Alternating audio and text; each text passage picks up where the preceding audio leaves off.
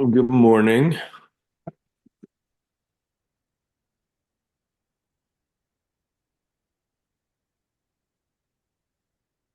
Good morning, boss. How's it going, guys? Early one today.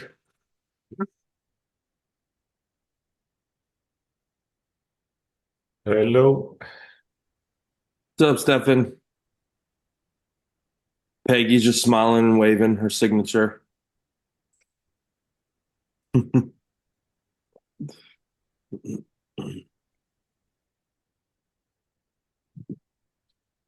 Hey, Nick. Hey, what's up, Bart? I hope you can hear me. I'm on my oldest stock laptop. I can hear you just fine. Shit, my laptop's almost a decade. You ain't got to tell me. It's to 2012. Oh, mine's 20. Dang, you got me beat by 5 years. Yeah, Mine's 2017. my PC is better, but it doesn't have microphone, and so I dig out it from the trash almost. Well, it's working just fine. Yep, Yeah, you sound great. good to know. We're gonna keep letting people, we got people It's filling in, so I'm 2 giving. p.m. in Europe, so it's not the morning for me. Yeah, it's probably where are you at in Europe? Poland, Warsaw, Poland. So it's probably early afternoon. Yeah, I'm right after work. I got a decent sense for time zones. I spent a lot of time over in some other time zones in my time in the military. So I got used to bouncing around.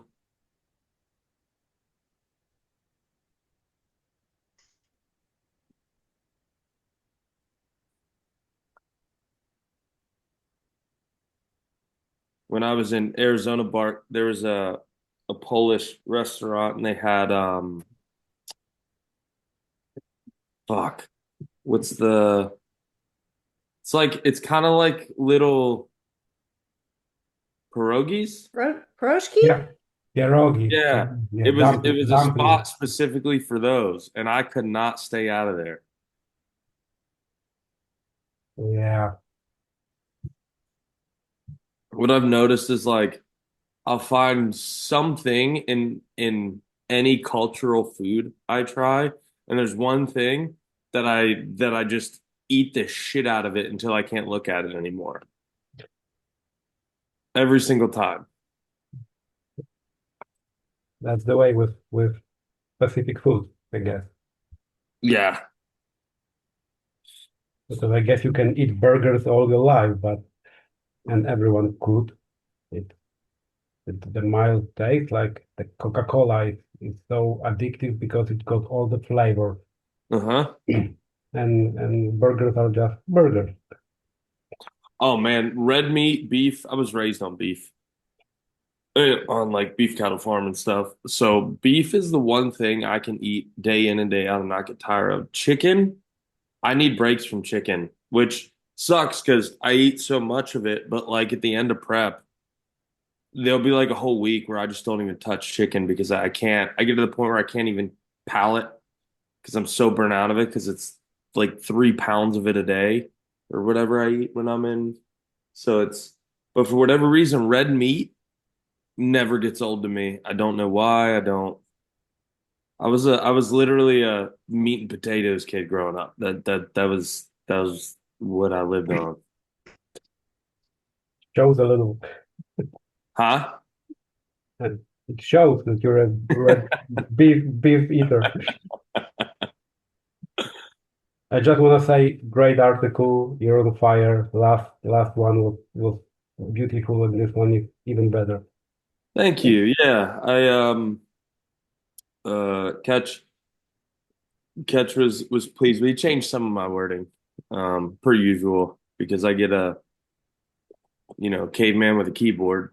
Um, but yeah, the my dad and I, to give you guys a little bit of backstory, where that's my A1 day one. As a kid, I didn't even wear like sports team jerseys because it didn't have our name on the back. Like People were like, "Who was your idol growing up?" It was my dad. It was always my dad. It still is. Um, and being my dad's an immigrant, adopted in Greece. Um, his adopted father was stationed in Morocco in the Navy. He was like 27 years Master Chief. Um, got out of the Navy, became an alcoholic to before I go further. He was sober for 20, 30 years before he died though. He was like a big force in the local AA. It's kind of like he got sober and then he like dedicated his time to getting other people sober. But he was a Golden Glove boxer in the Navy. My dad's nose is crooked from his dad. My dad went Navy. He started out as a machinist mate. He actually got court ordered into the military, which is like jail time or military service. So he went with military service. And started out as a machinist mate, then went into Buds and did the whole Navy SEAL thing. He did time in Bogota and Libya and all that stuff. So naturally, uh, I joined the military because I grew up here and boy, you'd never make it in the military. So out of spite, I joined the military, which knowing my dad and being, at 33 years old, I think he knew exactly what I'd do with him saying, boy, you'd never make it in the military. He knew I'd go right and sign up. And so yeah, that's kind of where that came from. I've seen that man. He's he just keeps on giving it, even when he's ain't got any stuff to give. So it's kind of I would say that's where my inspiration comes from I was raised by manly men, protectors, providers, and that was a standard that was set for me as a man, a partner, whatever you want to call it. So that's that man has probably solely impacted me more than uh, anyone out there. He's had some help with some people along the way, my platoon sergeants, stuff like that. Smacked me around, got my head screwed on straighter. Uh, but yeah, he's just a force in any room he's in, and he's in it because you'll smell rum and you'll smell Marlboro. So.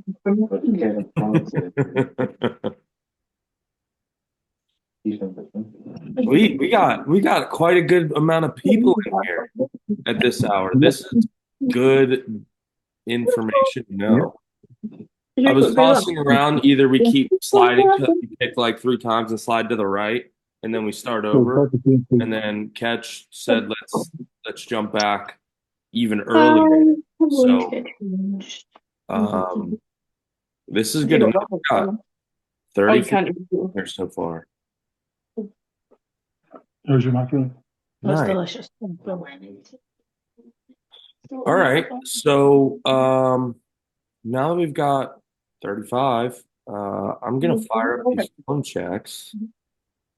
We don't have an ungodly amount, so if we get through these pretty quick, we can kind of jump into a heavier Q&A. Quarter to six.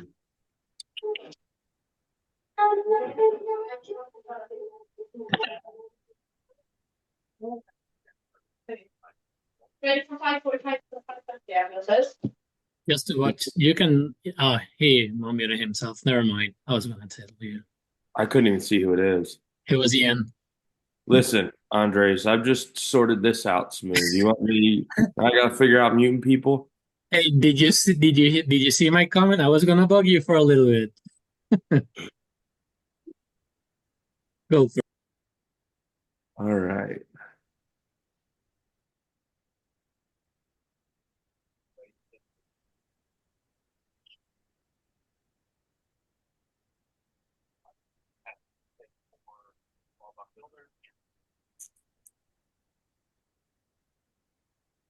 We're jumping right in with April.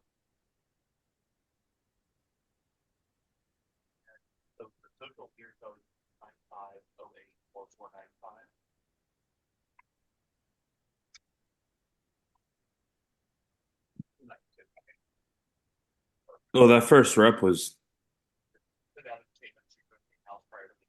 really good. She got a little shallower on her second two, but I mean, we're marginally high. She is what I'm not really worried about her depth. I know that'll come because she's constantly getting slightly and slightly deeper, and that rate of progression is totally fine. But the big win is that her bar path is so consistent now. Um, I know you guys hear me kind of gas up Mickey Ying. He's usually last because I think this order's in alphabetical, but his squat, his bar path is so mechanically perfect every single time. And she's got almost no forward drift, which even I have some a lot of time. It's hard to make perfect every single rep, and she has just done such a fantastic job. I mean, watch the end of the barbell. Same bar path every single rep. Fantastic set. I'm over the moon about that.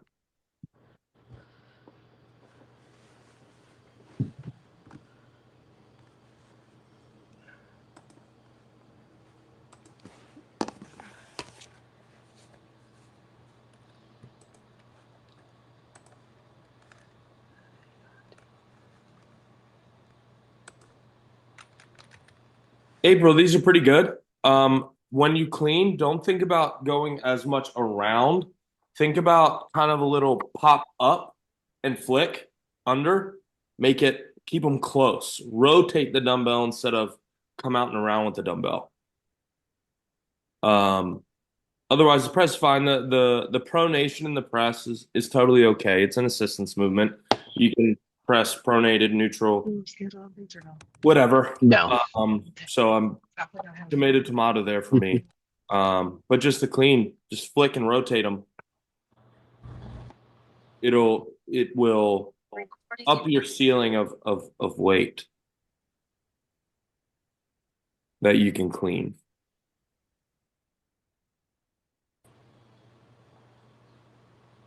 All right, Bart. So I'm watching set one first. You told me to send one from the front. No, this is outstanding.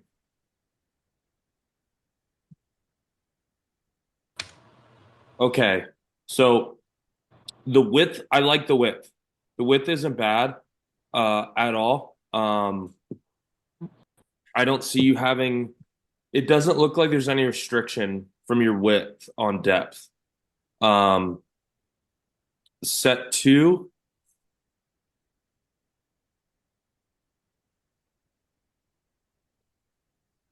I thought I could go a little lower, so the You set can see this hip crease and the top of the knee. We want that hip crease to break that knee. So the hip crease needs to be right about where my cursor is. So you really only have to go about another 2 inches and there. you could check the set three. It was one pin lower, so it could be Yes. the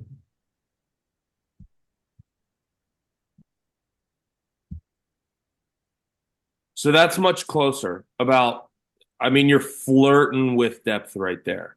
This is what we want to strive for, closer around this. You could even get slightly lower just to be sure. Um, but overall, this third set, um,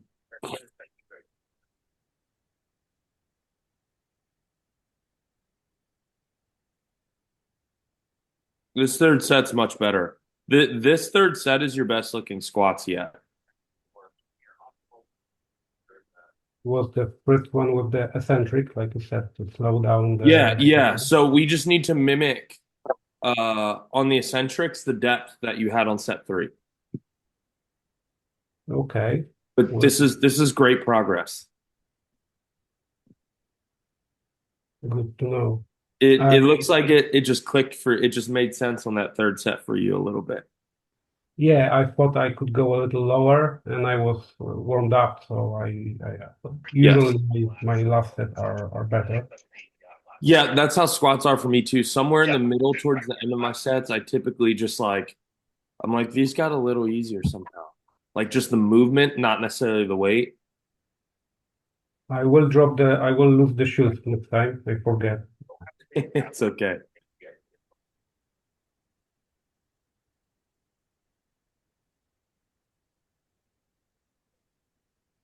Good.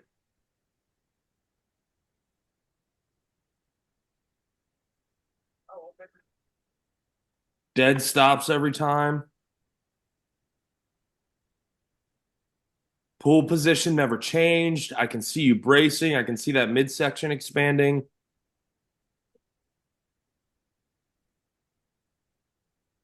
Yeah, there's an eccentric.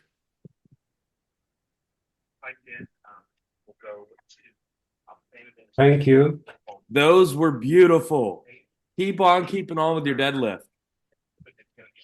I will switch to dumbbells because uh, I can't go to the gym as regularly as I can do my workout in Well, when the you can, your barbell deadlifts look fantastic. yeah. I send you before my deadlift, stiff legged deadlift, because Mhm. I still don't have my full weight plate, and on deficit my back is a little curved. Your back looks strong. Your back and brace looks strong. There was no, I could see it load, but you weren't going into flexion. That's exactly what it's supposed to do.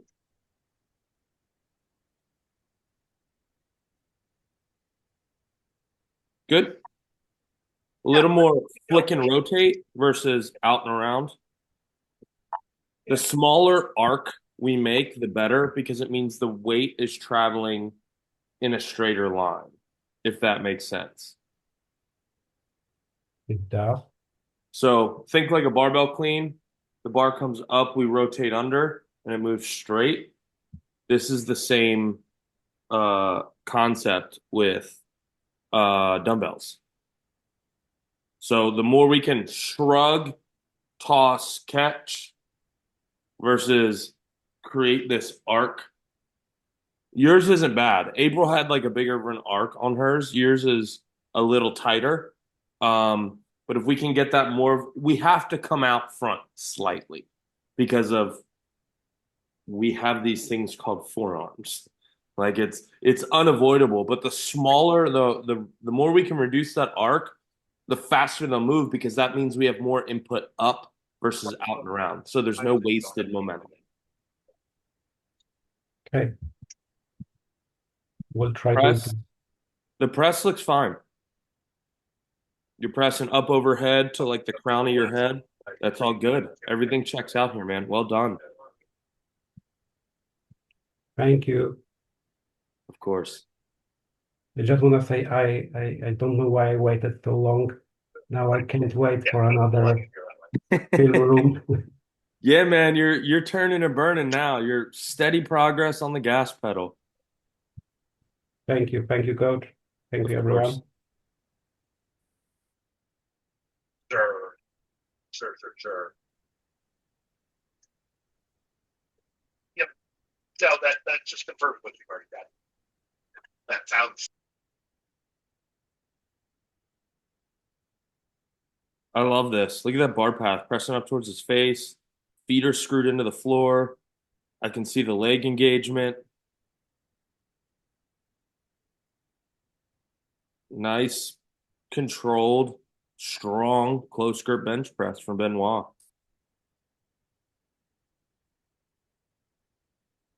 See what happens when he struggles. Oh, okay, he's racking it. Made a business decision there.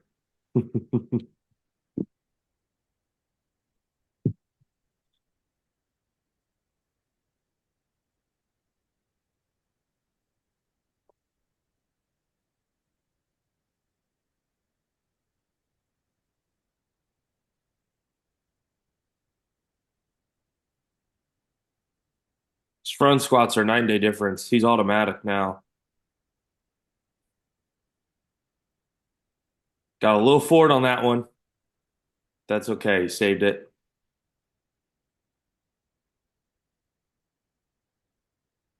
When you struggle, Benoit, your heels peel up. If you watch his heels, he kicks forward just a little bit.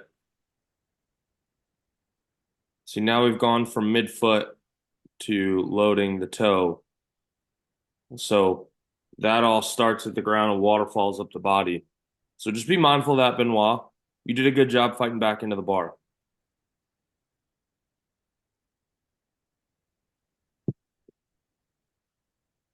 Stiff legs.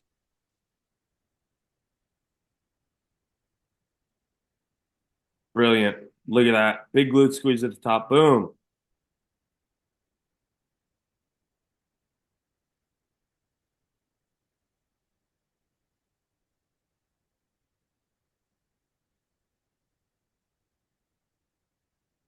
Man, when he started submitting these, he was all over the place. Couldn't squat the depth. Deadlift, we had to build from the top down.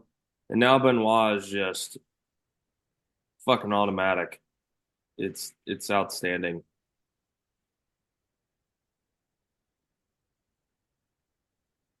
Both feet under on the front rack, on the unrack, Bridget. Come up, then step out. Your front squat looks good. Shallowing out. We could get a hair deeper. We want this hip crease to break this knee line.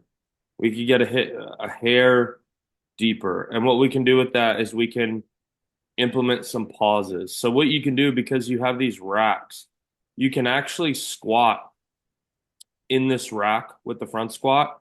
Basically, you'll face I see there's plates, a weight tree. So you can turn the J cups around so they're in here. You can lower these arms and drop them down and then run a band across it. And what you'll do with that band, you can run a band, you can run a strap that you have here, a belt, doesn't matter what it is, but it's going to be a physical marker. You're not going to sit down on it. You're just going to kind of touch it. And we're going to pause on it. Awesome. And we want it right here where our glute meets our hamstring. So we ingrain and have a physical input or a physical marker of that's depth. And you'll do that every time you front squat for 2 weeks and then remove it. And that should be a little bit more routine at depth. Okay. I find that when I try to go deeper, naturally my legs want to feel placed wider. So take them out an inch. Okay. So what has to happen is as we squat, our pelvis has to kind of open. Our hips need to open. So what you see is a lot of people when they squat, their knees fly in sometimes. What that is that's that adductors. That's them firing, right? Because we use a lot of adductor and squat. The wider you go, the more you use. And everyone's stance is going to be a little bit different. You have a long femur, which means you're probably going to naturally be a little bit on the wider side versus I'm short femured. So I kind of have a choice. Too wide, I lose power because I'm now out of my hip drive. But I can squat with an Olympic style narrow squat. I'm somewhere in the middle between wide and narrow, personally, because I've got a strong posterior chain. It allows me to use more glute. So with that being said, I'm glad you brought that up because let's just take a half inch out on either side and let's see if depth feels a little easier. Okay. Keep the feet straight though, or should they flare out a little bit? Slightly pointed out, not Okay. straight, slightly pointed out, not Gotcha. penguin. You've got otherwise your mechanics are great. Look at this hip, look at this position, the hip position, the neutral spine, the high elbows. You're looking forward. I mean, this pause frame is beautiful technically. We just need to get you sitting down, and that's an easy problem to fix. I will follow up next week. Thank Good. you. I think so. I'm glad you mentioned that. I think next week, because they're having me come to LA for the thing, I think that is why we're doing it this week. So originally, I wasn't going to that. Last week, Ketch was like, hey, you're coming out. Because I blocked off that week because my coach, Tom, and then my old coach, and he does nutrition now, I'm going out there to reinforce them and help with coaching some of the open heavyweight World's Strongest Man at World's Strongest Man in South Carolina from the 23rd to I come back the 27th. It's a few day contest, just like all the World's Strongest Man. So I will be away and actively coaching some of the fat kids, the big boys, um, with alongside my coaches. So I don't know if we'll be having one next week. I think we're gonna kind of turn it into like I don't know what their plans are. Maybe recorded in person, some sort of masterclass content. I'm not sure, but that's why Jen and she's testing out a Saturday this week. Moved me to this, moved me to today, obviously, um, and because I travel Sunday, so I'll be all over the damn country. And for those of you in Europe, I'll be flying like a dozen UKs in a week. Good luck with all that. Have fun. Yeah, thank you. I'm gonna be tired. Your boy's gonna be tired when I come back. But the following week we'll be doing it. So this is the strap method, the alternative to the finger.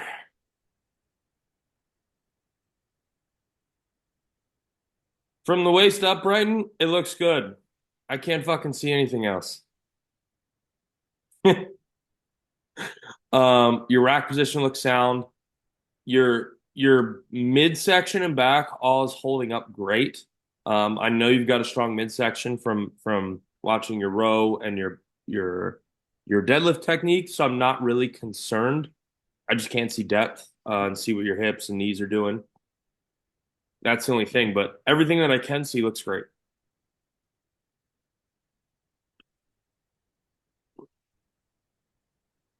This is that knees kicking in I was talking about.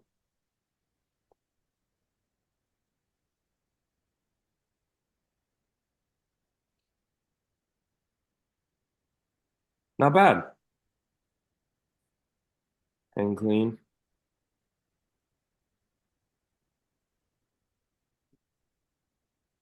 So I want you to drop the split jerk.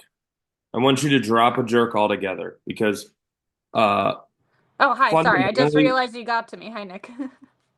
hi. Fundamentally, the jerk is actually hard. I know because I just went through a 5 week fast class on jerking for a world record like an idiot of someone who just pressed. It's a hard movement. It's very, very, very fine tuned.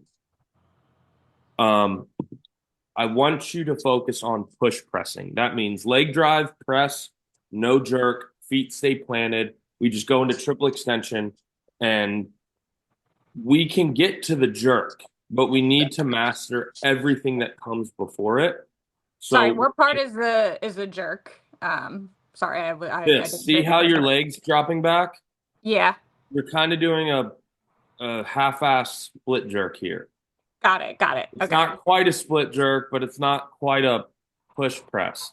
So really all it's doing is you're creating movement when they're either when you do in between, it works against you. You either got to do one or the other for them to Okay. do their because you're basically stepping back, which at a heavier load, that drop step is going to put you behind the weight. Ask me how I know because I did it the first 2 fucking weeks of learning the split jerk. I made that mistake because my front foot didn't want to move because my body wanted to press. So what we're going to do is you can also elevate if you're using the small plates. You can also elevate it by putting it on 45s. That's a good idea. So you have more of like a normal height instead of a Yeah. deficit. But being that you're hang cleaning it, I would just stand up with it and not worry about coming off the floor. Just stand up with it on that first rep, Okay. and then come back down to your hang clean and then clean it. That's what I'd recommend for where you're at.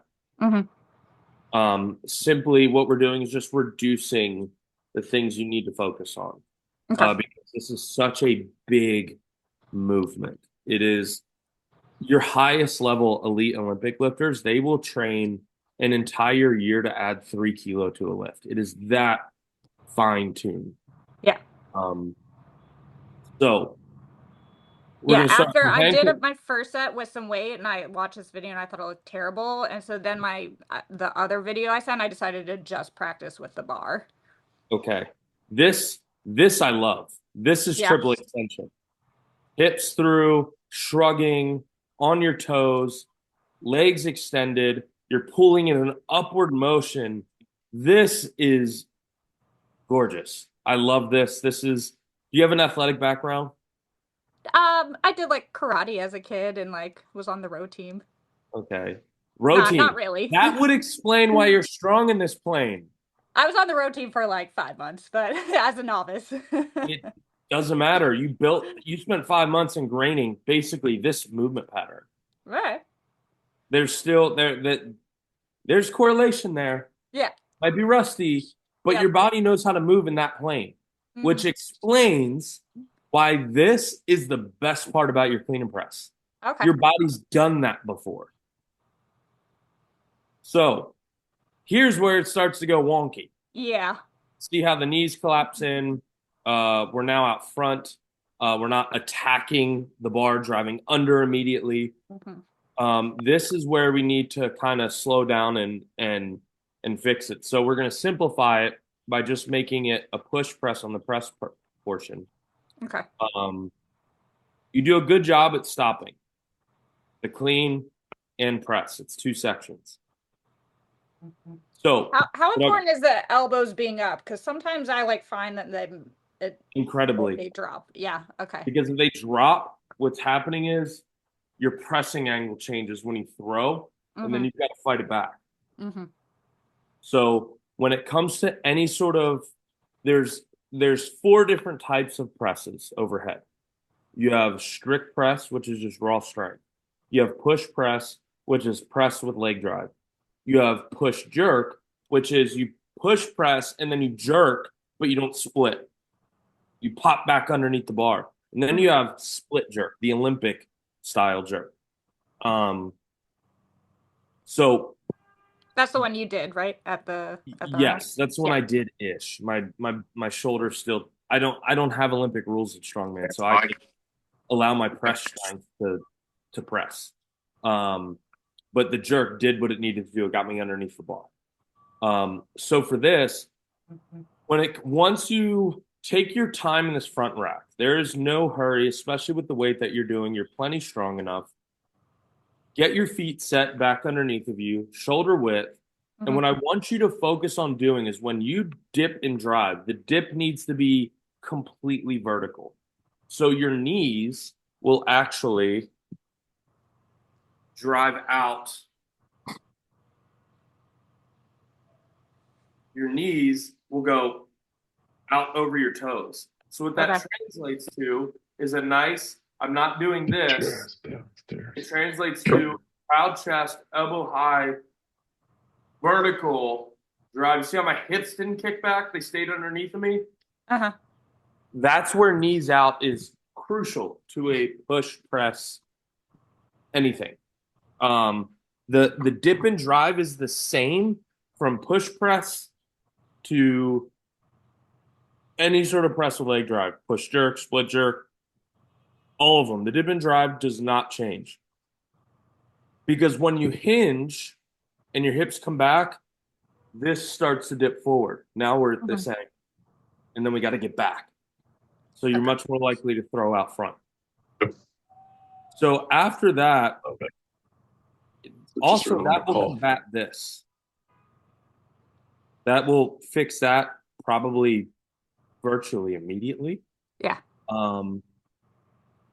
This is good. Look at this extension. You're using all your body. You're using all that length. Uh-huh.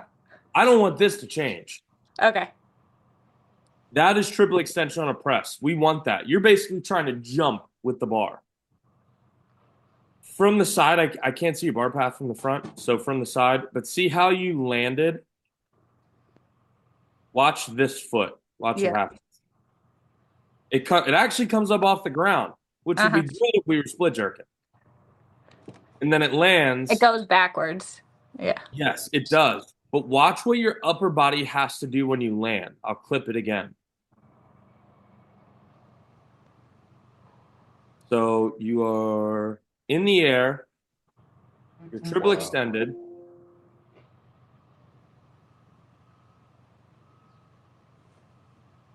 You see how you had to fight your weight back Crazy. forward? Yeah. Because you're behind the bar with that drop step. Uh-huh. So what I want you to do is basically Oh, it's the hang clean into the push press. No jerk, no step. Okay. Rack position stays the same. You're going to press. You're going to keep your chin back and slightly up. We don't want to that's move the like bar around six. our head. We want to press up, back towards the top of our head. Think press to the back of your head, but that's not actually where it's going. Okay. That's just the input. So moving forward, your homework, warming up on these. I want you to dissect it. I want you to start out of rack, or you can start with hang clean first, or you can start with push press first. And I want you to do just 2 to 3 reps of each, lightweight, nothing taxing, and I want you to dissect it. Okay. And then on the, you know what? Let's do it like this. Let's start with 2 hang cleans, and then on the second hang clean, you catch it. Okay. And you do 2 push presses. And I want you to do 3 rounds of that. And I Okay. want you to move methodically and deliberate. No rushing. Hang clean's explosive, leg drive explosive, but I want you to pause for 3 seconds in the front rack. Get your air, take 3 big breaths, brace, dip, pause in the dip. Pause in the bottom of that dip, make sure your knees are tracking out, then explode. Okay. And All right. Sounds, I like got it. all that? Homework. That was This a is, lot. you broke it down for me. Thank you. You're doing great. This isn't inherently bad. I mean, there's some inefficiencies that scream at me Yeah, here. it was looking a little like wobbly to me and whatnot, this and that. Yeah, you kind of call it pressing like a baby deer. She got them baby deer like this. Yeah. Legs Yeah, don't know what exactly. they One want to knee's do. going this way. Yeah. Okay. It's incredibly common. Awesome. Thanks for the feedback, Nick. Yes, ma'am. The bar. Let's see. So yeah, Yes. now this is just with the bar when I was like, okay, that was a little all over. So then I I just want like your dialed I it want your back to the foot bar. width. I want your foot width on your dip and drive narrow? narrower too. More I don't narrow. want you that wide. Okay. Toes pointed slightly out. Once you catch, set your Mhm. feet, get your toes kicked out slightly so your knees track towards your pinky toe. Mhm.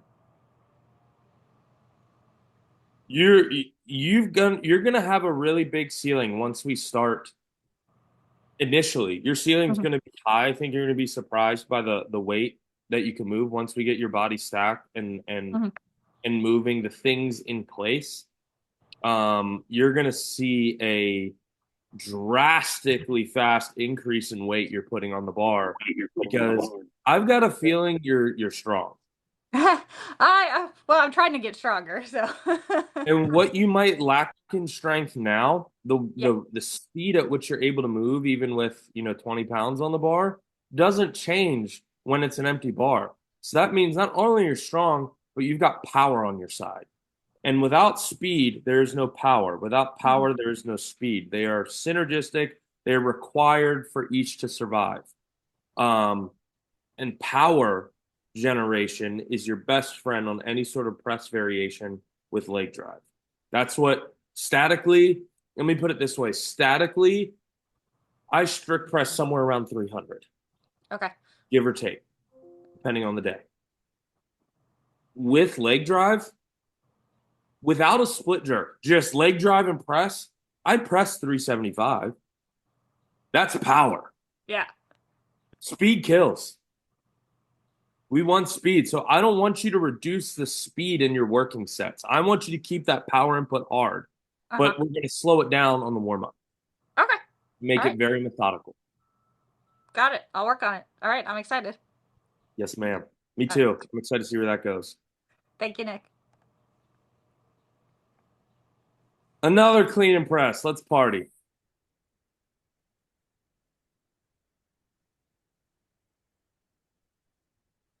Set the back. Beautiful. Picked it up with beautiful technique. Okay, so that's a reactive press. how he caught it in the dip and then went right into the press. That's an actual technique. It's like a modified. You'll actually see a lot of strongmen do it in a weight that they can rep out to get more reps in the allotted time. But I don't want anybody here doing it unless it's programmed. And it's very unlikely that I'll program that for you. But he actually did a pretty good job with it. So Dipien, what I want to see is, let's break this down. This is good. Triple extension. Look at that. Look at that vertical drive. Look how close that bar is. Killed it. Moved around the bar, didn't move the bar around him. Love that. Now, I want you to stand all the way up, rebrace, then dip and drive, just like you heard me tell Christina. We want those elbows higher. Reason being, you're dipping too low. This is, when you go heavier, you won't be able to get in this position. Promise you. I promise. It'll just fold you. We need to get those elbows higher so we control that bar and we stay vertical. Example, you see how he drifted? Look at that. Got way forward and then had to get back. Right there is probably about where his actual leg drive is going to be, give or take. So elbows higher, pause, clean, stand all the way up, brace, dip and drive, be explosive. Elbows high.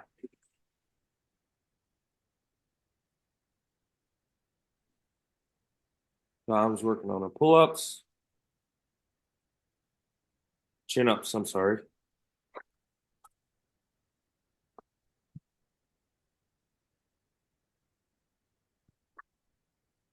These are pretty good.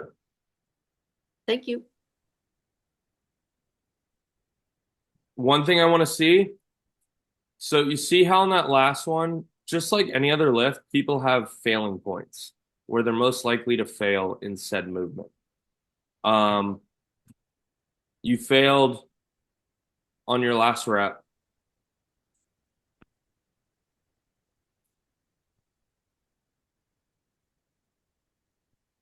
You failed in the hole in this range. So if you look at the bottom of each of your reps, we don't get all the way elongated. We come about 3/4. Okay.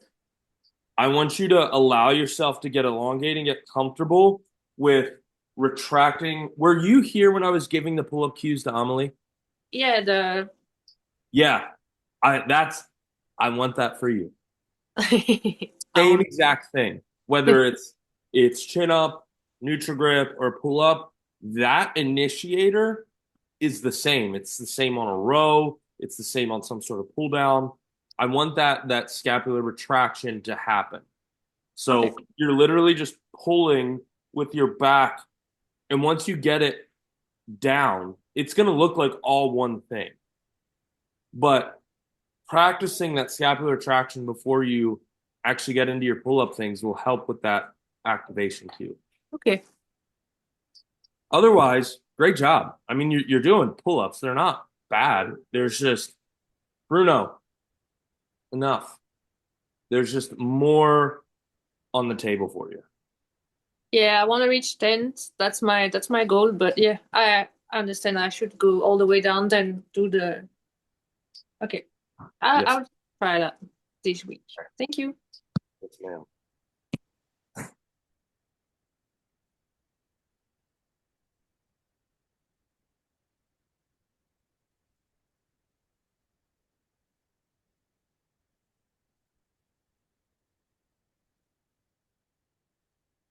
So you're folding, but honestly, I think it's because you're using an empty barbell. So it's like doing a bodyweight squat. We tend to fold more just to counterbalance. Otherwise, we need to keep that chest proud and that vertical as possible torso. Because if you fold like that with weight, you're going to dump it for sure. So load the bar up. Did you send me one with weight loaded? No, it's on barbell.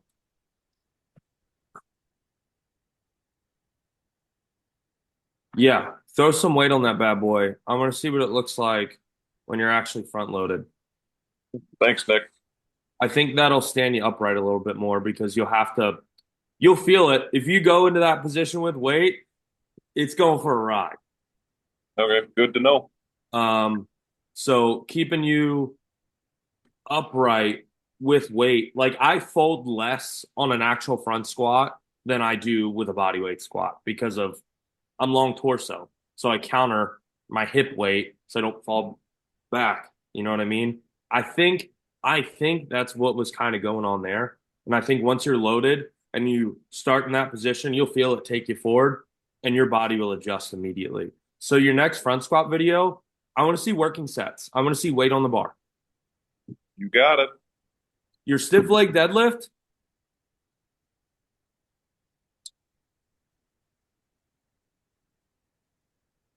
I love the range of motion. I love this posterior chain position. Hip position all looks great. You're stopping before you round at the lumbar. When you come back up, I want you to accelerate the bar by slamming your ass cheeks together. Okay. Accelerate hips to the bar and get a big glute squeeze, 1,000. Then back down with that same tempo, that control. I love it. But when you're inputting the concentric, the up, I want power there. You got it. I'll work on that. Awesome. Thanks, Thank- Donald.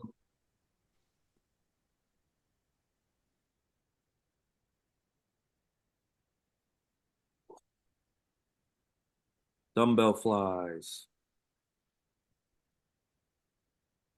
These look good from this angle. It's hard to see where her alignment is, but from this angle, everything looks fine.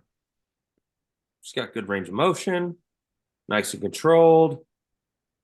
Chest is proud. Elise nailed it.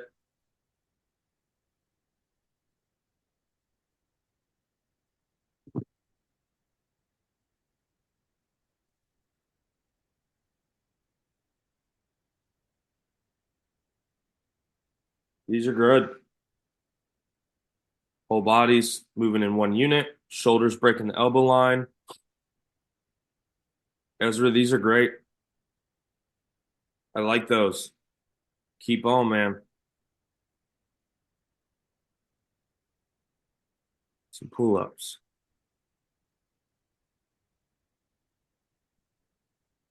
Good.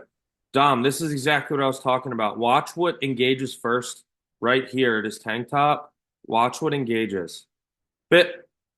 And then into the arms. That's all it is. I feel like I'm not like in life I'm a lot like this. I don't know. I'm always having my shoulders up and my traps contracted.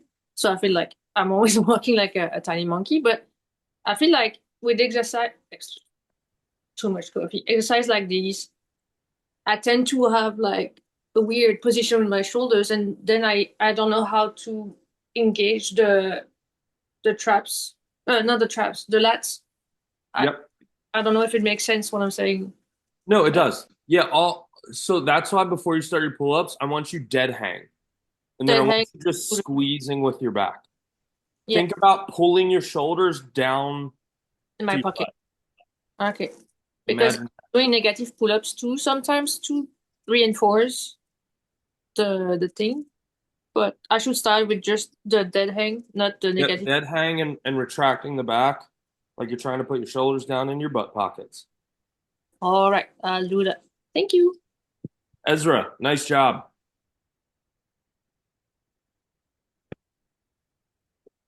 From the front.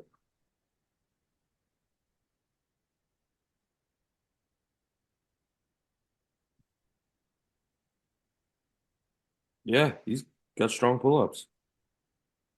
All the way up, all the way down. Ain't gonna get no guff from me.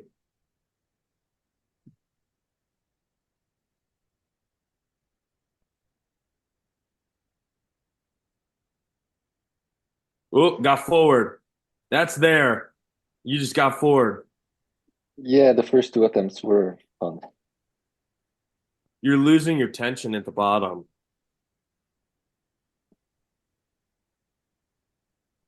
There it is. You know what the main difference was? You slowed your Uh, descent down on that third attempt. yeah, on the second I completely forgot. I remembered it when I was down. So It's amazing the shit we'll forget when we're like going for a PR. We will literally spend 8 weeks of getting everything right. And then we'll go for a PR and just go full potato.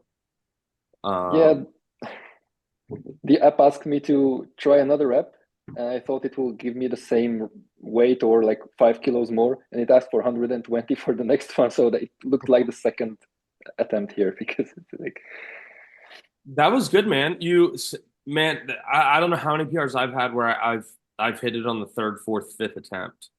Um, sometimes you can feel it's there. You're just not getting things right, and that's a good thing to be aware of. Like, okay, I have this. I just need to get X, Y, and Z right. I didn't get that right. Versus, I ain't got the horsepower today. They're very different feelings. Um, you made the right call. You kept attacking it. You slowed down the descent. You stayed in control, and then you let your body do the work up. It was just getting down that your body was trying to sort. And this is common on PRs. You add pressure and stress to anything, and motor skills decrease mm, um, every single time. Um, you've got to learn to test. You've got to learn to compete. Um, it's in any sport. I do practice. I do these local shooting contests every week, and they're not ranked, but it's getting me in the habit of competing. So when I go and do a ranked match, I know exactly I need to practice the competing, just like I did with Strongman. Um, and where this like where lifting is kind of its own thing is we can't test all the time. We can't practice testing all the time, but we can practice the things that go into testing individually. So now when you test, you dive bomb the squat. You know, yeah. we know moving forward, that's something we need to keep an eye on and maybe work with and add in some tempo on the way down. Like, example, my coach will program 2 count eccentrics. My natural eccentric on a heavy squat is about a 2 second eccentric anyway. Mm. Um, so that's like normal speed for me. Um, and it looks like for yours, it's similar.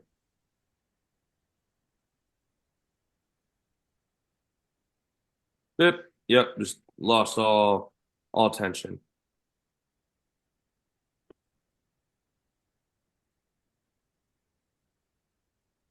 Yep. So we just need to get used to.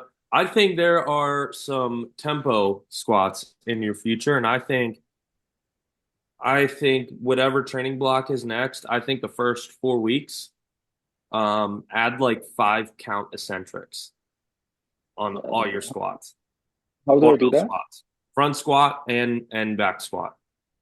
Where do I count on the way up or? 1,000, 2 1,000, Ah, 3 1,000, 5 1,000, up. okay, so on the way down. Okay, Yep. thank you. So eccentric is the down portion of the lift, bench press, deadlift, squat. Deadlift being the only differentiator, the the eccentric is I think eccentrics on deadlifts are the hardest because of leverage. Um, I can do a 5 count eccentric on a squat all day. It just I don't know. Squatting is one of my favorites. So, um, but the eccentric is always the down, the lowering. The concentric is the contraction, the drive Mm. of that's all those words mean. So I can say down or up. It doesn't really um it's the same, you know. The concentric is fighting the gravity away from the ground. The eccentric is fighting the gravity going down to the ground. Okay, that makes it clear. Thank you. Yeah.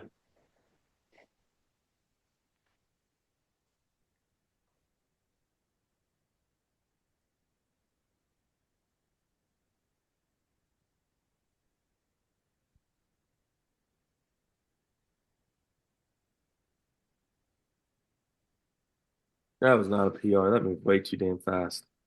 Yeah, but it was the most I tried before, so then Means yeah, I you're tried another one. overcooked.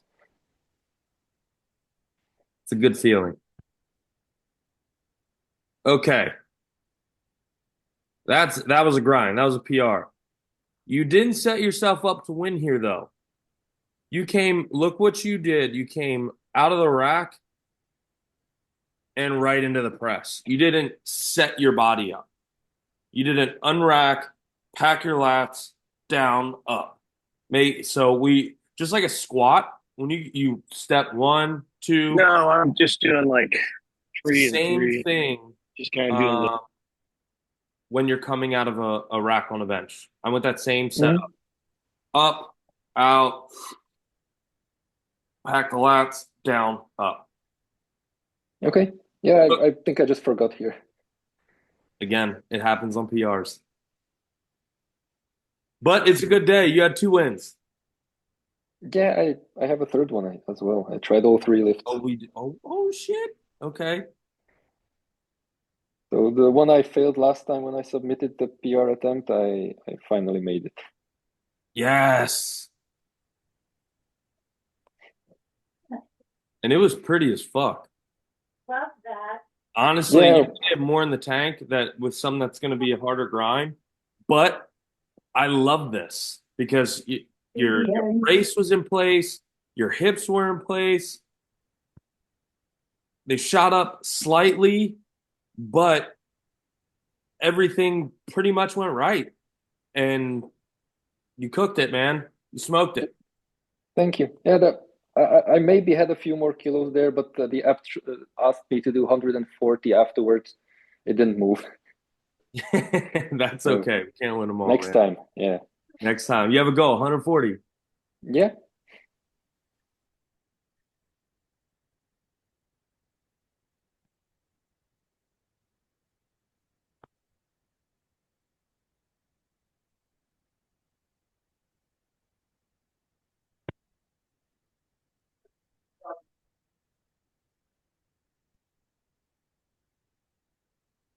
Hannah, these are really good. Thank The you. only thing on your first pull, you straightened it out, everything after. You dipped down just a little too deep in the hips, and then you kicked up. But it's very subtle, very minute. Every set after that, or every rep, looked really clean. These are great.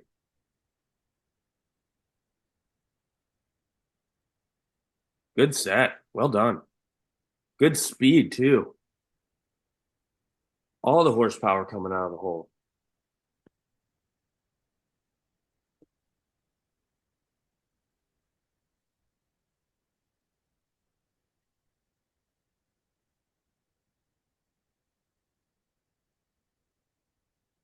These are good. I think we're a little wide, just a little. And I mean, like maybe an inch on either side, if that. Okay. Yeah, I've had a problem kind of figuring out how I want to set my feet because if I come too far in, I'm just on my toes immediately Yep. and everything happens in my back instead of my legs. It makes sense because uh depending on hip mobility, femur length, torso length, that's why how an individual squats isn't uniform. There are uniform rights and wrongs when it comes to like bracing, depth, things of that nature. But when it comes to where you set your foot width, it's going to be person to person. So this isn't bad, but I want to see what in slightly looks like a little bit more so we can get, you're using a lot of glute hamstring and adductor. So I want to get a little bit more quad involved. So it's not we're using less of the rest. We'll be using more of an additional group. Okay. You're still using quads. Not that you're not. But I think say you switch to barbell, I think too wide, then it gets hard to control the forward and back. So Okay. we need to find a happy median for you. And I think coming in an inch, half inch will put us right there. Okay. If it feels worse, you can always come back to this. Not the end of the world. Good job. Everything else in this squat, You're keeping those weights high, all of this, your midsection, everything's staying nice and rigid. I love it. Thank you. I was really worried I was coming forward too far. Like in my mind, I'm way forward, but when I watch the video, it doesn't seem like it. It's kind of like a front squat. So you're going to be more forward than you would on a back squat. That's Okay. it's not. That was not alarming to me at all. Okay. Bart, what's up? I have a question about the dumbbell squats. The hand position is preference, or is it? Yeah, there's a couple right answers. You can roll them up onto your shoulders vertically. You can, with her type of dumbbell, it's a long dumbbell. So she can kind of rest the dumbbell with what she had. It worked. Dumbbell front squats, I kind of use the logic of if it works, it's right. Because dumbbells come in different shapes and sizes. So there's going to be a lot of variance. Some people hold them like this. Some people hold them like this. Some people do what she did. There's whatever can get you there. Like the goblet. Some people use one really big heavy and do a goblet. It's all preference. I'm lazy, so I use my circus dumbbells, which I can load to like 300 pounds. So when I have like a dumbbell squat with assistance after my squat day, I'll load a couple 25s into it and I'll bear hug it. And it's harder, but it translates to I'm doing a lot of loading, a lot of sandbags. So it taxes my midsection and my back more because my legs can move 300 pounds all day long. So my target's a little different. But all I'm trying to say is there's a couple ways to fuck that monkey. And there's no set in stone. It depends on your dumbbell, depends mobility. Play with a couple different ones and see what feels the best. Thank you, coach. Yes, sir. Oh, shit. I just skipped in without looking at the first one. Whoops. Ian, high pulls.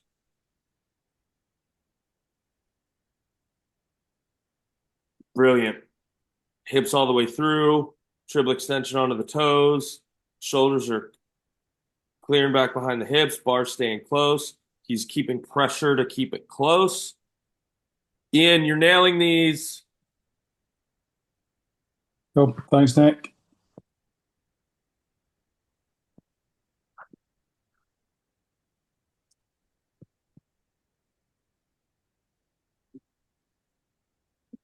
Yeah, look at that brace.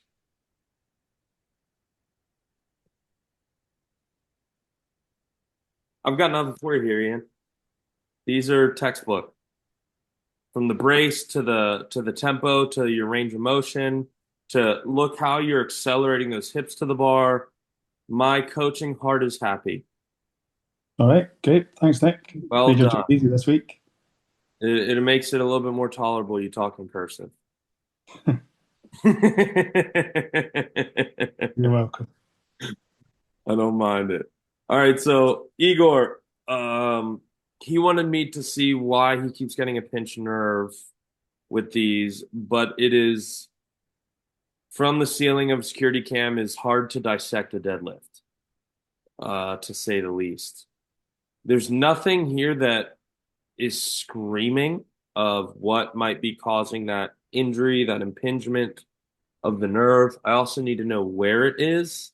That will give me more info.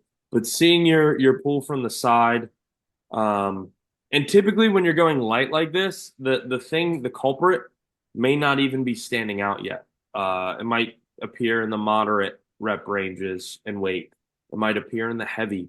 So I pissed off my back last week on warming up on deadlift. I had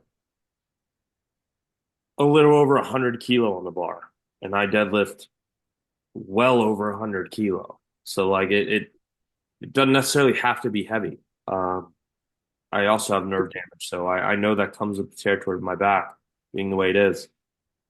I deadlifted 300 kilo in the UK and I was fine. I deadlifted 100 kilo here warming up, and my back's like, no, not today, sir. just part of the game. In short, Igor, I've got no fucking clue with this. If I told you it could be this windsy, I'd be talking out of my ass. But everything looks pretty good here. Nothing stands out to me. I would need a little bit more info from you. A side angle, a front off the 45 at like hip height to see what's going on. So, I'd love for you to enlighten me on in the past what has pissed off your back, what has caused it, how long it's been going. I need all those. I need some context on the pinched nerve outside of just going to a sports physio and getting an assessment. That would honestly be the most effective path.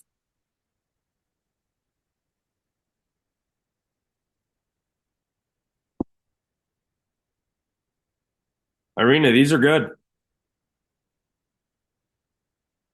Good bar path, good range of motion. I'd like to see you hit a little harder on the actual concentric of the row. Put some ass into it. Don't be afraid to go a little bit heavier. I think you can go heavier with these and still maintain this great form. I think you've got some gas in the tank. Don't be afraid to hit the gas pedal.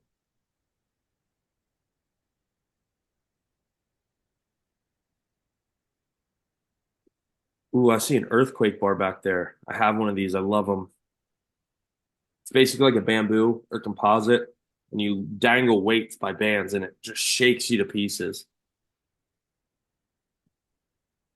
Man, he's got great shoulder mobility. I mean, if going that deep doesn't hurt, that's fine. But you don't necessarily need to go that deep. Um, Otherwise, these look fantastic, man. Um, I'm good with them. I'm impressed by your shoulder mobility, that's for sure.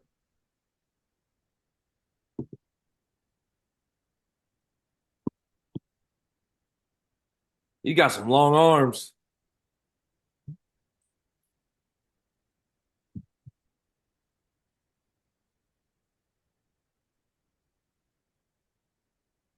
Yeah, that's crazy that he can get that low and not be impinged by the bench.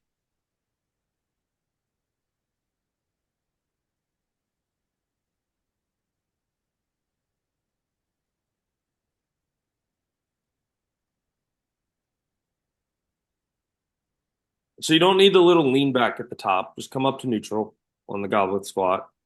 Um, I'd go a little bit wider in the stance, just slightly, half inch.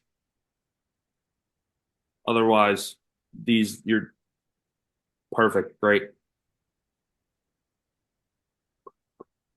Jeanette with 225. I believe this is a PR for her. Her deadlift's just steady going up. Jeanette, take the shit out of your pockets.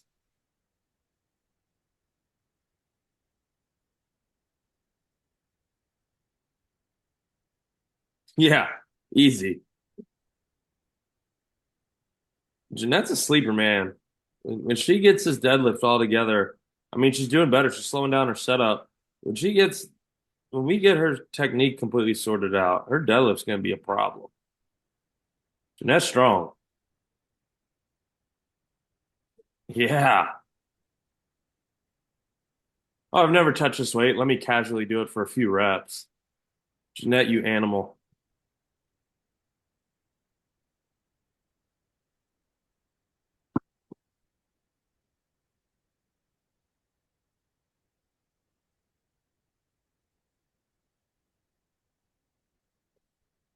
More squat this time. That is more squat this time. Still, we got a little bit too much fold. We're still bending over more than we need to. I want to see. Yep, we're back to how we started. Okay.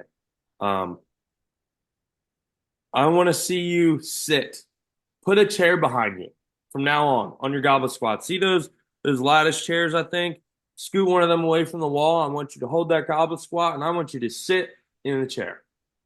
That's what I want you to do.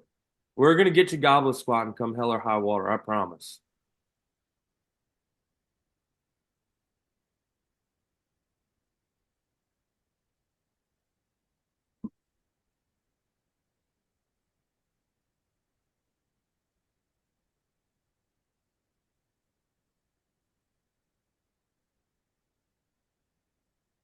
Jonathan, these are great.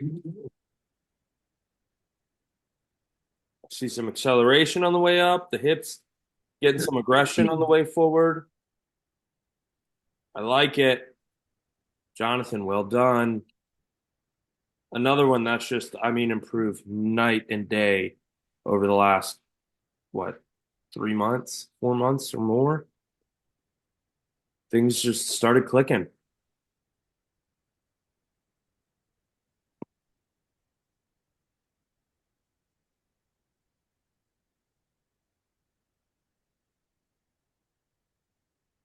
A little bit more fold than I'd like, but not bad, Jonathan.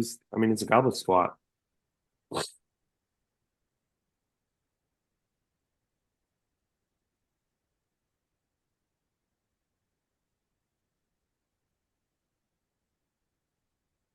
Boom. Good. Elbows high. Get those elbows up. Never mind. He's strict press. I'll shut the fuck up. So the reason why I corrected myself there, strict press has a different rack position than push press. Reason being, as you were, Justin, I jumped the gun. Reason being, look at his elbow line with his wrists. A strict press, you're pressing from that position. You can't really strict press from the traditional front rack. You have to be there. It is a different. You do not want to push press that way because then your arms become a suspension because the bar isn't actually on your delts. This is a proper strict press. Justin, the only thing, finish the rep. What I mean by that is press to the back of your head here. Don't stop here out front. Press, open up. Once it clears your forehead, punch through. Finish the rep. That's it. The little hand clean, brilliant. The strict press technique, brilliant. Finish the rep. Drive to the back of your head.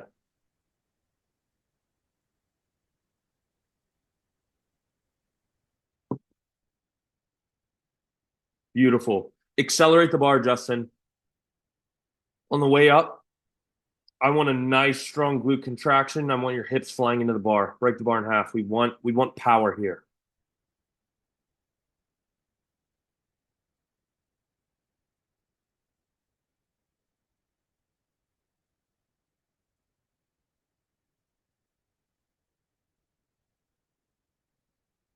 Hair deeper.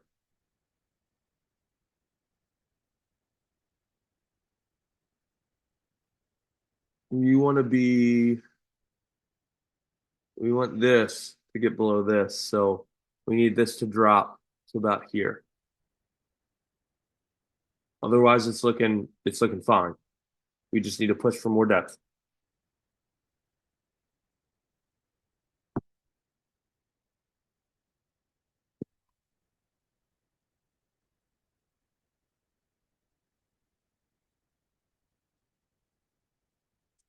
I mean, they look all right. I can't really see here. Typically from the front, I like to be able to see the hips and the feet.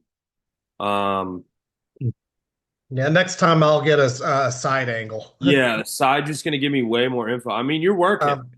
That's Um, clear. The back squats recently have not been feeling right to me. I feel like I might be getting a little bit too much of a fold, and some pressure is going into my lower back, and I don't think it's supposed to be there. Probably because you're folding. A side angle would allow me to assess that, for sure. So, your next squat session, record that. Okay. From the side at like hip height, if possible. And we can kind of take a deeper dive into, because you even get out of frame at the bottom, so I can't even see like what your knees, your foot width. It's hard to see what's going on from this angle. Yeah, I think I'm gonna have to enlist the aid of someone to actually film me instead of setting up the camera. That's fine. I've even used. Do you take your shoes off when you squat? No, I have the Noble weightlifting shoes. Okay, because I've even taken like, do you wear different shoes to the gym or do you wear your gym shoes to the gym? Well, I wear my running shoes to the gym, but I change them into my weightlifting shoes before I lift So weights. they're in a bag with you. They're in my locker. They stay in my locker. Okay, so take one of those running shoes I'm going to show you all how to create a kickstand. Stand by.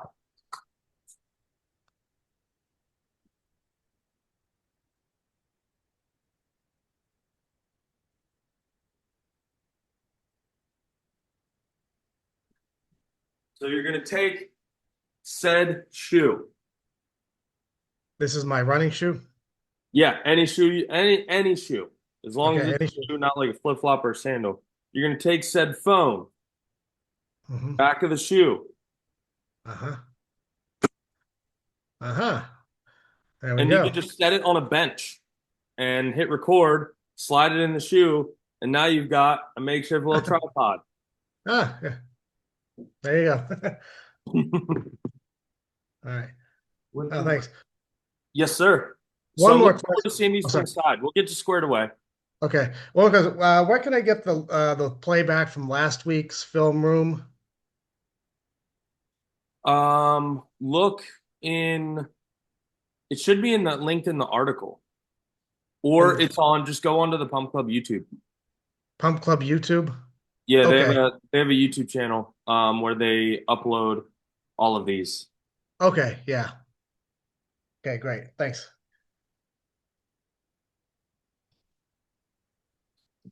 All right.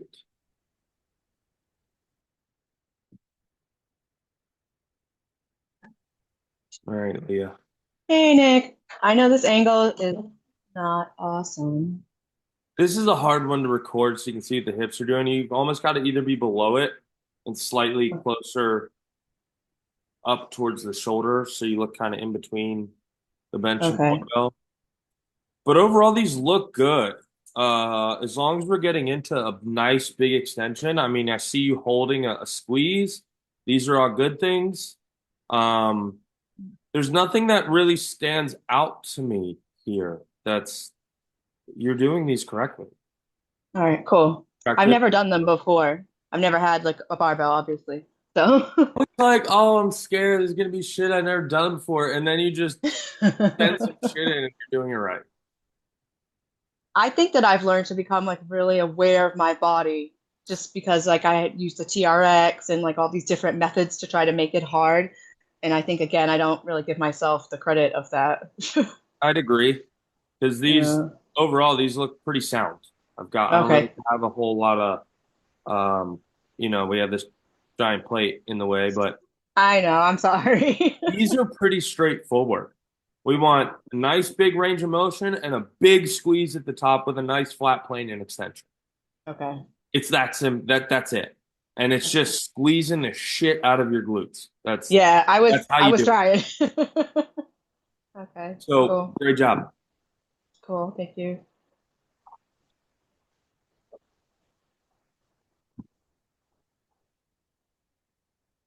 Sorry, my dogs are getting a little rowdy. Oh, I they're just so cute though. Bruno likes to test doors. He's the boxer American Bully mix. And by testing doors, he just runs into them. Because to Bruno, all doors open in. That's a sliding glass door. So I heard a thud, and that was Bruno testing the door. Yeah.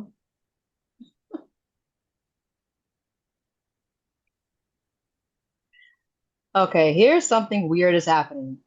And well, I'm sure you'll notice.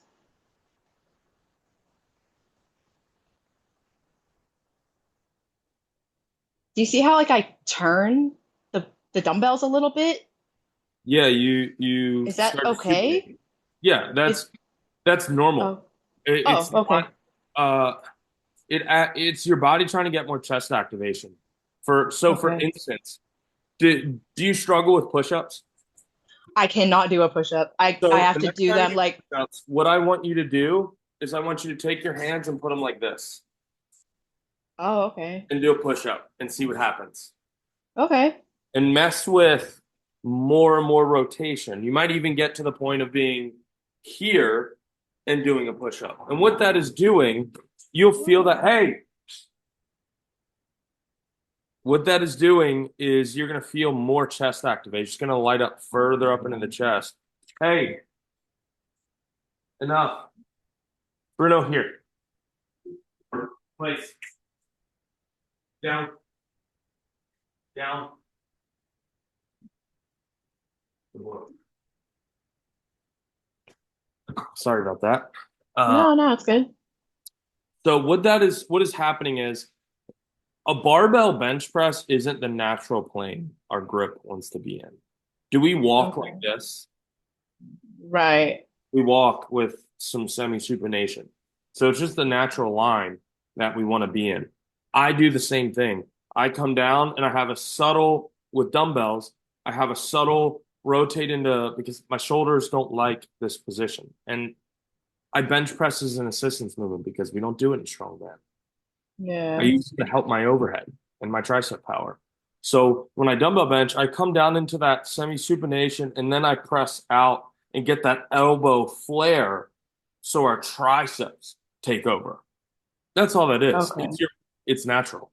It's not weak. Okay. I wasn't sure. Well, I do have, like I said, I can't do a push up. There's a lot of things where I feel like shoulder mobility might be standing in my way for some things, and I didn't know if my shoulder was like making weird I things don't happen think so here. because of the range of motion you're getting in the bottom here. Let's see. You do not have a shoulder mobility issue. Look how fucking Oh. deep that is. Oh, okay.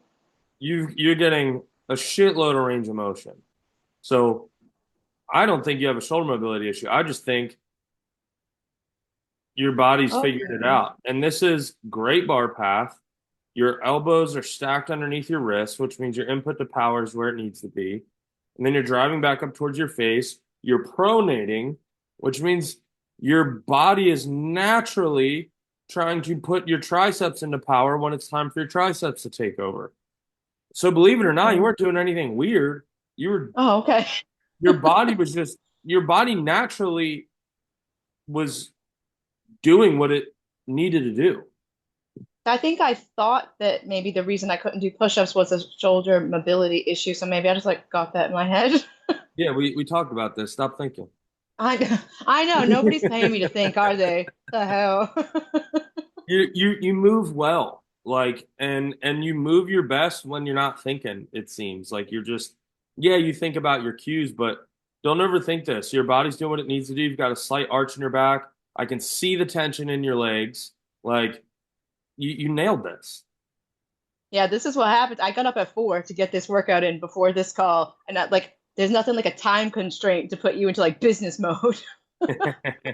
I was like, oof, I couldn't believe I didn't die. This is Okay. a clever setup. I like this. Brilliant. Is that okay? Like it's supposed to be like in the video it's a dumbbell, but like this was a time constraint thing. I was like, I'm sick of changing weights. I'm just grabbing a freaking plate and going with it. Yeah, I don't care what you use as long as you're doing the what was it programmed? A Russian twist? It's just seated abdominal twist, I think is the language. Yeah, this is fine. You want to go heavy with these. Yeah, well, I started off with like my first set, I had a 45. It's right there next to me, and I dumped it halfway through the set and just grabbed the 35 and kept going. Okay. Yeah, with these because the range of motion is shorter, we want a constant heavy load so we get the time under tension. Because Yeah. your abdomen's loaded all the way through this. But that's Okay. that's good. So yeah, when it comes to core work like this, always opt for heavy. Cool. I think the TRX helped me get a pretty good core. So thank you, Yeah, Nick. you're strong. Thank You're you. You well have for barbell movements all right. I appreciate you always. anytime. I like the width. Ooh, we got some favoritism. We're gonna kick to the right. Yep. Lindsay, are you in here by any chance? No. I have questions, ma'am.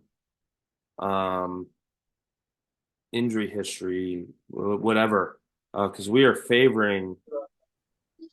This is mirrored, so it could be right, could be left. I don't fucking know. We're favoring this side pretty. Yeah, look at that. Boom. Pretty heavily. I'm glad you sent in this. I have questions, Lindsay. I need information. Do we have so when you watch this, do we have you can reply in the thread. Make sure you tag me. Do we have any sort of injury history on that side that we are shying away from because it's not even just a hip shift. Like we're gravitating and then coming up. Otherwise, everything looks sound. You're in this posture is great. We're just favoring really hard on that one side. So if you could enlighten me if there's any injury history or tweaks or whatever, there's usually a culprit.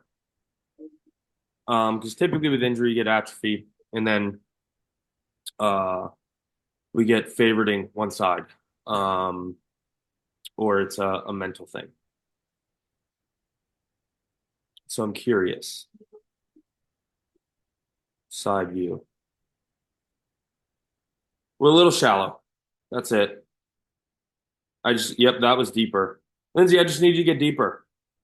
There we go. We're getting deeper as the set goes on.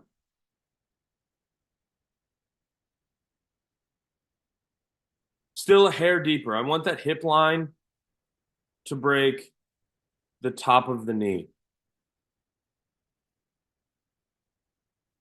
I want this to break this. You're right there. I mean, if that comes down to here, we're at depth. You've got like an inch. You can get there. I have no doubt you can get there. But I'm curious to hear what's causing that hip shift. I'm glad we went with that front ankle. Because that talked to me loud and clear. I just need more info. Overall, your front squat technically is looking very sound. We just need to push for more depth.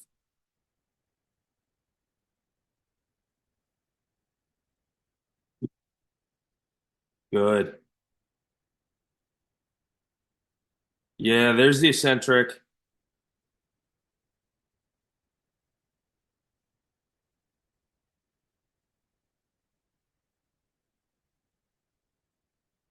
Fantastic eccentric.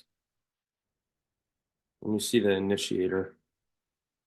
We're talking out of the hole.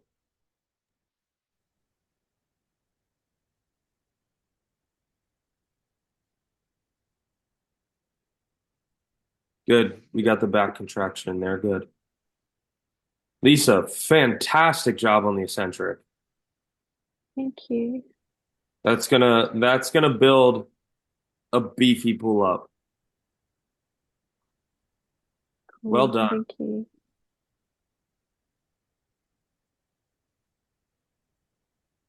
you. Keep going with those. You're on the right path there.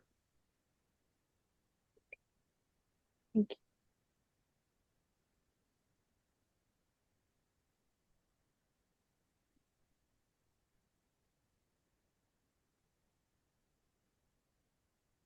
Marcus, these are good.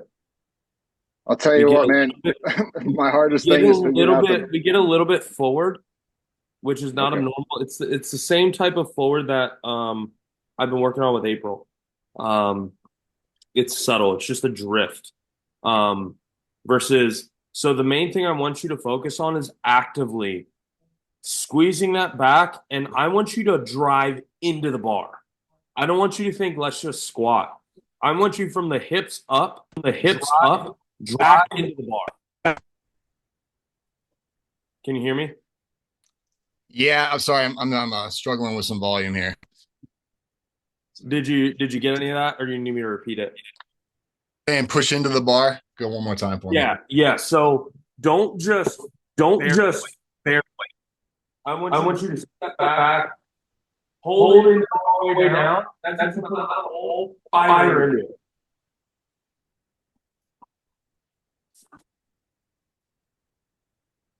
We good? I'm sorry, man. I got you now.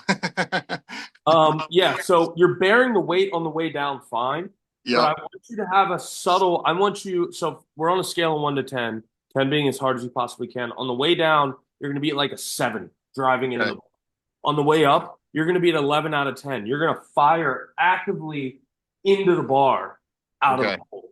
And that's going to keep you from coming down and then drifting forward on the way up. Because you drift forward, and then you set, rebrace, you come down, drift forward, and then repeat. So driving into that bar is going to keep us, we're going to take our leverage back. Okay. I was All right. struggling with belt placement on that one. I had it up a little high, I think, and honestly, it was pinching the shit out of my fat roll, and it really kind of threw me off. So, I squat with a higher belt placement than I deadlift with. Reason being is when I break, it's never at my lumbar in a squat. I always Right. break in the thoracic first when I start to fail. So Okay. that's where I brace. I reinforce my brace at. Different All right. belt placement on different lift is totally fine, totally normal. I've seen Yep. people deadlift with a high belt. I deadlift with a lower belt. It's preference. All right. All right. Cheers, man. Thank you very much. Yes, sir. Well done. All right. Thanks.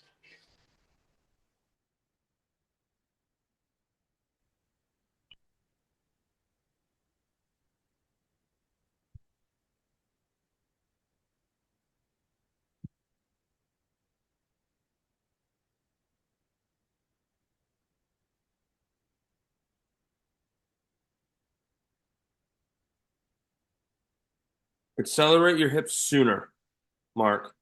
What I mean by that is, you see how we kind of get back away from the bar, and then we kind of two-piece it. So it's like bit, bit. So when that breaks off the ground, what's likely happening is when your hips suck back just a little bit, your knees are coming back. So then it's pulling us away from the bar. So maybe for you, we drop your butt a half inch. What that's going to do is our goal is to get more leg drive for longer. You're resorting straight to your hamstrings and lower back, which means you're probably hamstring dominant, if I had to guess.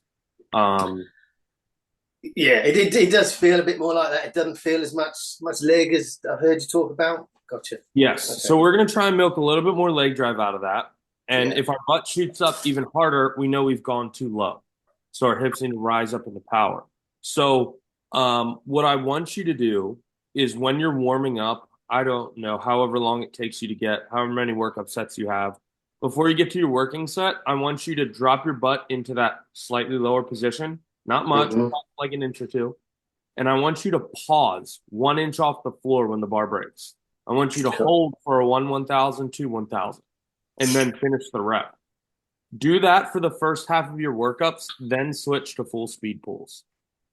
Cool. Okay. Cool. All right? Yeah. Perfect. Yeah. Thanks, Well boss. done. It's a fine-tuned skill, which is harder than an overhaul on a deadlift because it's a subtle change. In our body, it's hard to register a subtle change in our body versus like, we're going to unfuck the whole thing is almost easier because it's big changes and big inputs.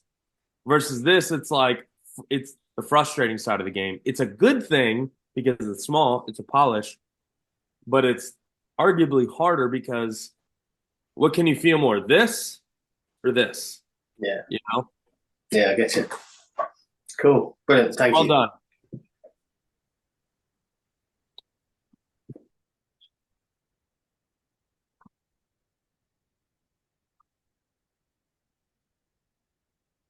Yes.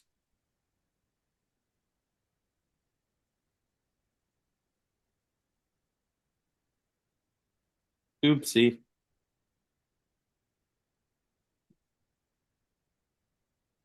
He was probably rolling the bar onto those plates so he can load it. And I forgot they were there. I've done that. I've come down all of them and kicked back and about took my shins out.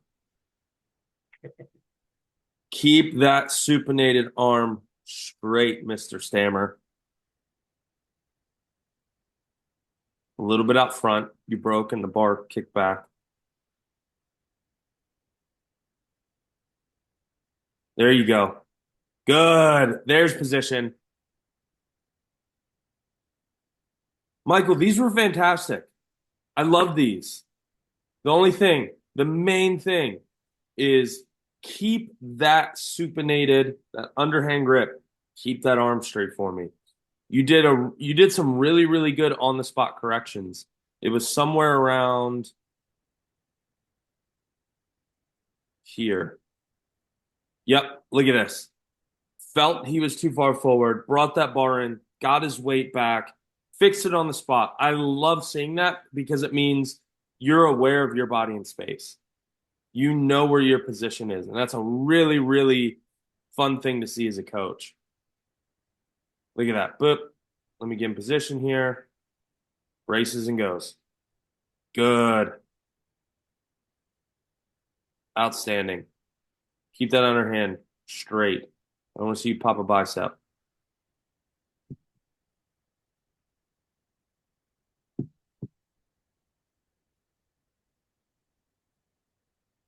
He's working on that rack position.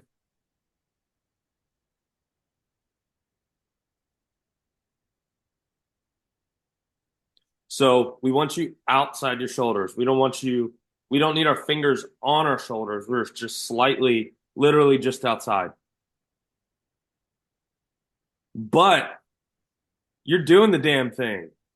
Either way, I know that can't be comfortable. That's got to suck even a little more than usual. Michael said, I don't give a fuck. Your front squats are brilliant, Michael. You're moving really well this past week. I'm over the moon with how your lifts look this week.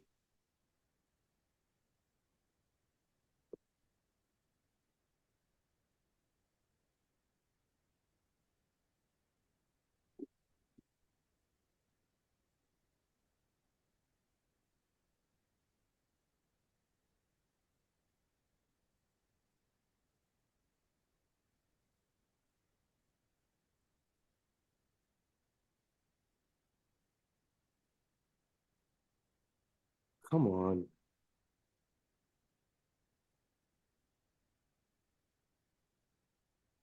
Yeah. I've been actually struggling with this one since the gym changed the bar. What's been the struggle? They have a new trap bar, an open one in the back that's a bit more wider and that has wider bars to put more plates on top because I was reaching the limit of the previous one. But then again, I always did them elevated. Since you said last week you want to see them from the floor, now I'm doing it from the floor, and then I can't put as much weight on it. Yeah, bigger range of motion. Yeah. But this is good because it still looks good, man. Just the second rep, you can see the main thing that started to go was your brace. So if you watch where your belt is, Yeah. that's what goes first. Look, see you kicked your hips down and it threw out your back into flexion versus feeling that air and pushing that belly button to the floor and creating that tension in that lower back and holding it and then pushing the ground away. You've got to actively hold on to that brace because when you kick down like that, you kick down too far. I Which noticed that it was the second set and I felt a little bit of bend, and so I thought, okay, I need to go down in the weight. good. That was good. Really, Yeah. I think it's just a matter of positioning. But can I ask something It's else? Because that has been on my mind for some months, actually. cool. During the Christmas break, I was in another gym because we were traveling, and that was a hinged deadlift machine, and I could pull 235 actually. Then I was kilos, and then I was sick for 2 weeks in February, and since then I haven't really gotten anywhere close to 200 again. No, not at all if I pull it from the floor. So is that just normal how the body works, or is that? So you pulled 235 on the machine, but you haven't pulled anywhere close on a bar, is what you're saying. I have pulled 205 on the old bar, on the old trap bar, from an elevated position, so about 8 Yeah, centimeters it's up. easier. Yeah. A machine, in any sort of the sense, you're never moving the weight that's Yeah. loaded fully Okay. because there's a lever. There has to be. And levers give you leverage. So it's the same reason of, I mean, to an exaggerated extent, a leg press. We're like, oh, I can leg press 1,000 pounds. Yeah, I don't care Yeah. because you're not actually leg pressing 1,000 pounds. You're probably leg pressing like 400 pounds. Is because you're on an angle and there is some sort of thing guiding the path, so you don't have to stabilize. You're on an angle. Your back supported. You're actually lifting a fraction of that weight. So what I'm saying is when you can't take that number you did on the machine, forget about it. Like just throw it in the trash because it's not going to translate the same. But what should we log then in the app if it's not actual the If weight? you were doing an actual deadlift, then you need to log whatever you're deadlifting now. Mm. Like if this is the most you pulled on the deadlift, that's what you're logging. That's what you deadlift from the floor. This is a deadlift. So what you're doing before was basically what we'd call in strongman an 18-inch pull. It has a separate world record. It's a different lift. It's still a deadlift, but it's an 18-inch deadlift. And those guys, the guy that holds the world record in the 18-inch deadlift pulls 300 pounds less, 200 pounds less from the floor. So like there is a difference because it's more advantageous. We're into power sooner, meaning our hips are closer to being underneath of us. We're more stacked from a higher position. It's more advantageous. So yes, this is going to be significantly less. You're wider, which means you get to utilize less arm length. It has to bring you down. So it's going to be harder on every front coming from the floor.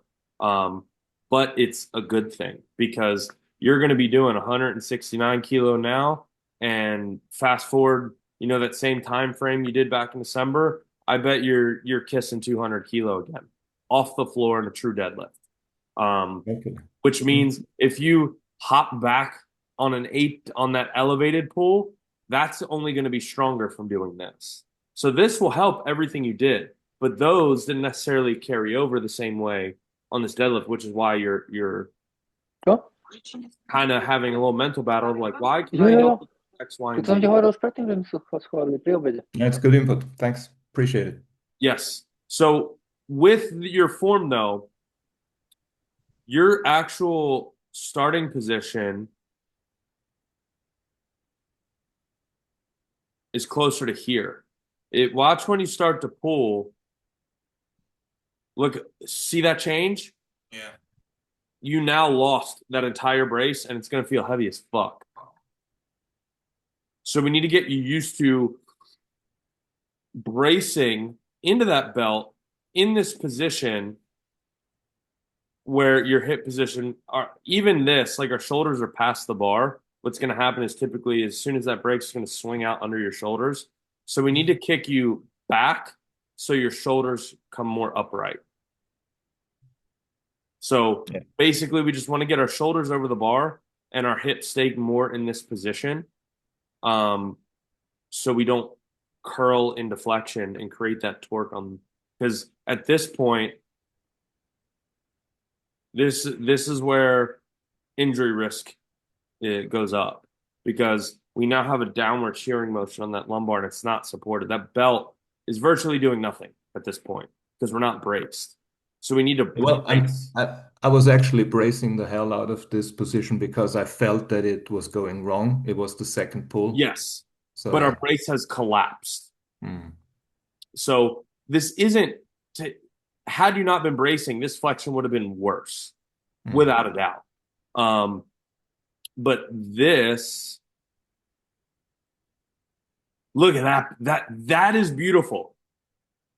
I just want you to replicate that. I love this. Yeah. Okay. You have moments of fuck yes, that's it.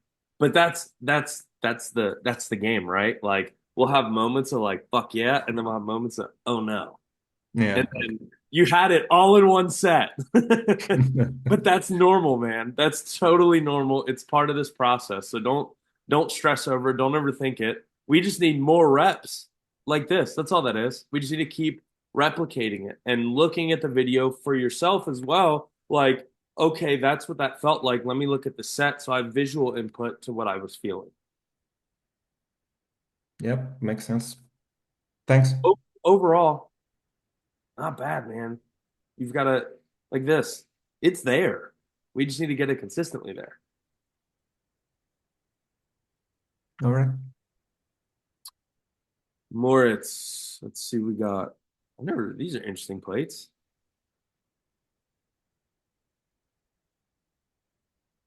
Good. Coming down a little bit forward, but our starting position's the same. So I'm not. I also love how you color coordinated your shirt with your socks. That is fantastic. That is something I don't think I've ever done. I'm lucky if I'm wearing the same socks on both feet. Let's go find.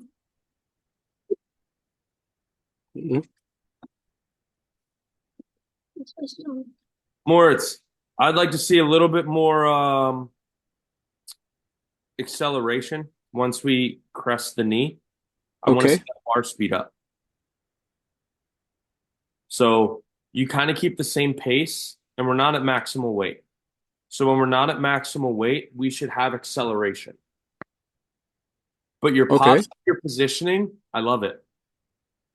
You're doing a lot correct. I want to see acceleration on your next deadlift submission. All right. So well done. Big pat on the back. Schon mal, jetzt schon mal.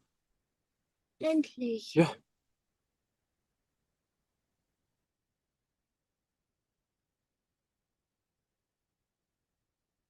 One, we got to get deeper, Nathan. Sit down. Yeah, you're about 3/4 of the way there. You need to get this below the knee line. Two, rack position. I'm gonna be a broken record here. Either go with the straps that you've seen people doing, or preferably my number one is get those fingers under the bar. The only time this really flies is with really, really strong people.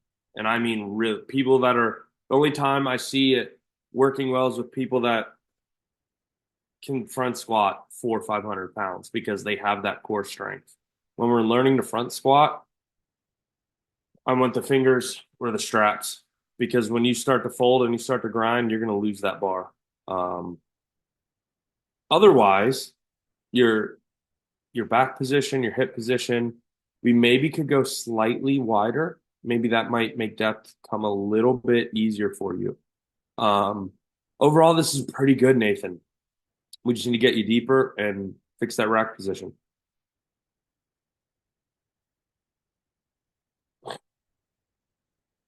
Same thing, yeah. Let's check foot width with the front angle while we got it. I honestly seeing it from the front, your foot width looks okay. Wider may not. I just think you need to sit deeper, get used to getting deeper.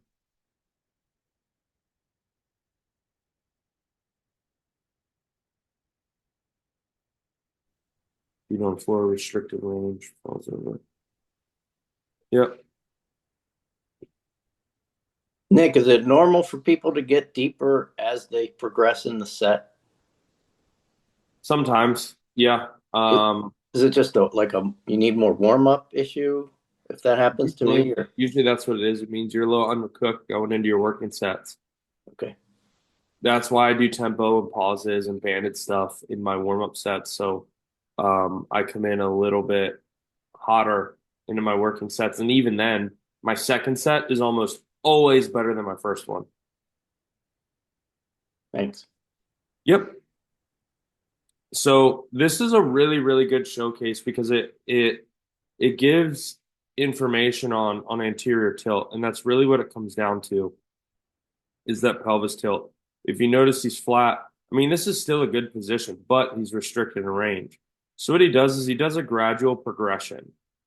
Barbell without plates and showing that heel elevation. I mean, he's close. But what this does is he then shows stepping onto the plates. Look how much easier and unrestricted. So that heel elevation, basically what it does is it creates more anterior pelvic tilt, i.e., look at his pelvis now. Look at that tailbone turned up to the sky versus neutral spine. So what that translates to is down in that hole, his pelvis is starting out in a better position to have a longer range of motion, to where his pelvis would turn down into anterior tilt much sooner without the heel elevation. That's the magic behind heel elevation, is simply putting your pelvis in the anterior tilt because our heels are elevated. That's it. That's the magic. Which in turn, when our pelvis turns down, it actually slightly can open up. So as we descend, our hips have to open, right? So that's all he's doing. The way that joint is, when it's turned down, it creates a better avenue for those femurs to track outwards, versus when it's here, it's a little bit more restricted just by the anatomy of the joint.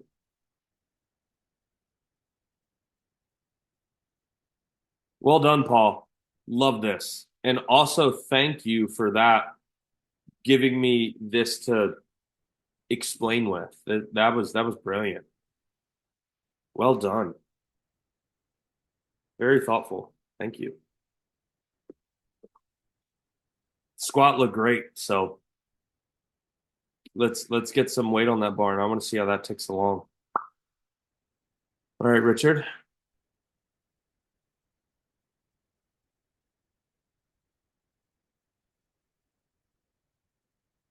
Got a little heel light, but that's okay. Okay, now we're getting really heel light. So if you look before you started that second rep, you immediately tip forward. Bip. This one is even worse. You had forward motion before you even started your descent. Just an immediate bip. See that wobble forward? I want you to squeeze your glutes. I want you to brace out into that core. Then I want you to descend. I want you to, we got to get you staying over your heels. Hinge at the hip, then descend at the knee. Is it better to fill like with the big breath and then hold it on the way down and then let it out on the way up so I can try to get more of that brace? No, you shouldn't be letting it out on the way up. If you're squatting, you're breathing in between each rep at the top.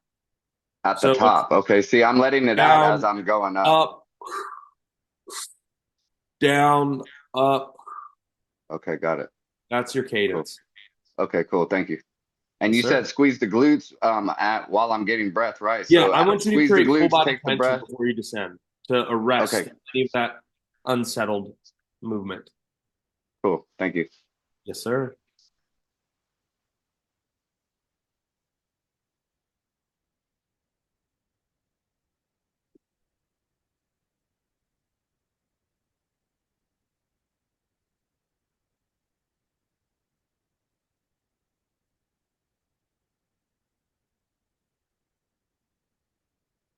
Are these stiff leg RDLs? No. These are conventional? Yeah. You're doing a really good RDL. These are not conventional. All right. Reason being, you have no leg drive. This is all hinge. So we need to bend your knee, drop your butt. The thing that breaks the bar off the floor is your legs. You're pushing the ground away. So realistically, we take this position, we bend our knees, our butt comes down to somewhere in here, and we start the deadlift by pushing the floor away and then squeezing our butt and our hips come through and meet the bar. Got it. You're very mobile. That's the silver lining here. And you're even going a little deep for stiff leg deadlift Romanian, because when you start getting into those, we don't want any flexion. Our hips just glide back and forth in a nice rigid neutral back. But you're bend at the knees a little bit more and bring my hips down. Bend at the knees a lot more. A lot more. Okay. Yeah. The first 50% of the deadlift is legs are doing the work. Okay. Yeah. Cool. Thank you. Yes, sir.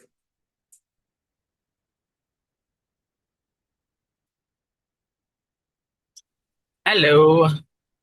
Front squats. Let's see it.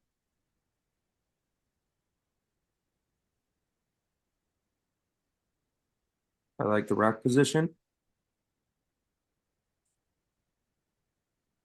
Good. Bruno.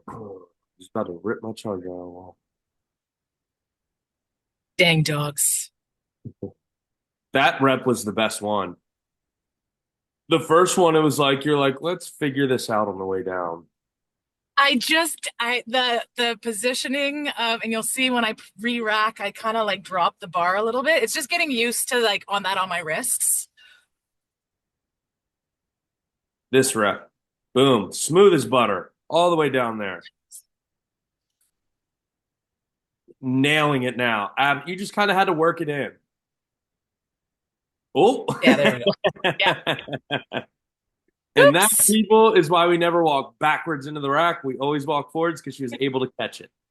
I don't really want to cue you in on this. I want you to just get used to this, because the reason being, me cueing you, the difference in the first couple seconds and reps of this versus like the latter end, the later end of I mean, your body figured it out. So I just want you to get used to this. That's it. Get used to this over the next couple weeks, because this is very light for you. I'm not concerned. Yeah. And it is light. I know it's light. Like I can do way more, but I just want to make sure that my form's good before I start putting the weight on, because I do have some tennis elbow going on, and I tore my quad because I was overtraining. I was doing like 6 days a week. And so I just am very aware of injury and rest and recovery and making sure if the tennis elbow flares up, you can always switch to the strap method. Okay, I am seeing PT and I have that brace, so it's good. Okay. It's getting better. Just keep moving on with this. Keep getting just some reps under your belt, because I literally watched your body figure this out across the set, and I love where it ended. Cool. That's why I'm doing it, to celebrate what my body can do, not to punish it. It's a nice frame of mind. Well, I intermittent fast, so I feel like that's punishment enough, going without food for 20 hours. Ooh. No, thank you. Only sometimes, not every day of the week. Hope not on training days. No. These are more of an RDL. Okay. Stiff leg deadlifts are the least amount of leg drive and knee bend. RDLs are in the middle. You're actually closer to a conventional deadlift. We could use less leg. You don't need to go to the floor. So the thing that permits full range of motion with stiff leg deadlifts and RDLs is going to be different for every person, because the pattern when our back starts to fold with that limited leg drive will be sooner than with a deadlift, because of just mobility. Hold on, my dog has to go potty. Come here. When they gotta go, they gotta go.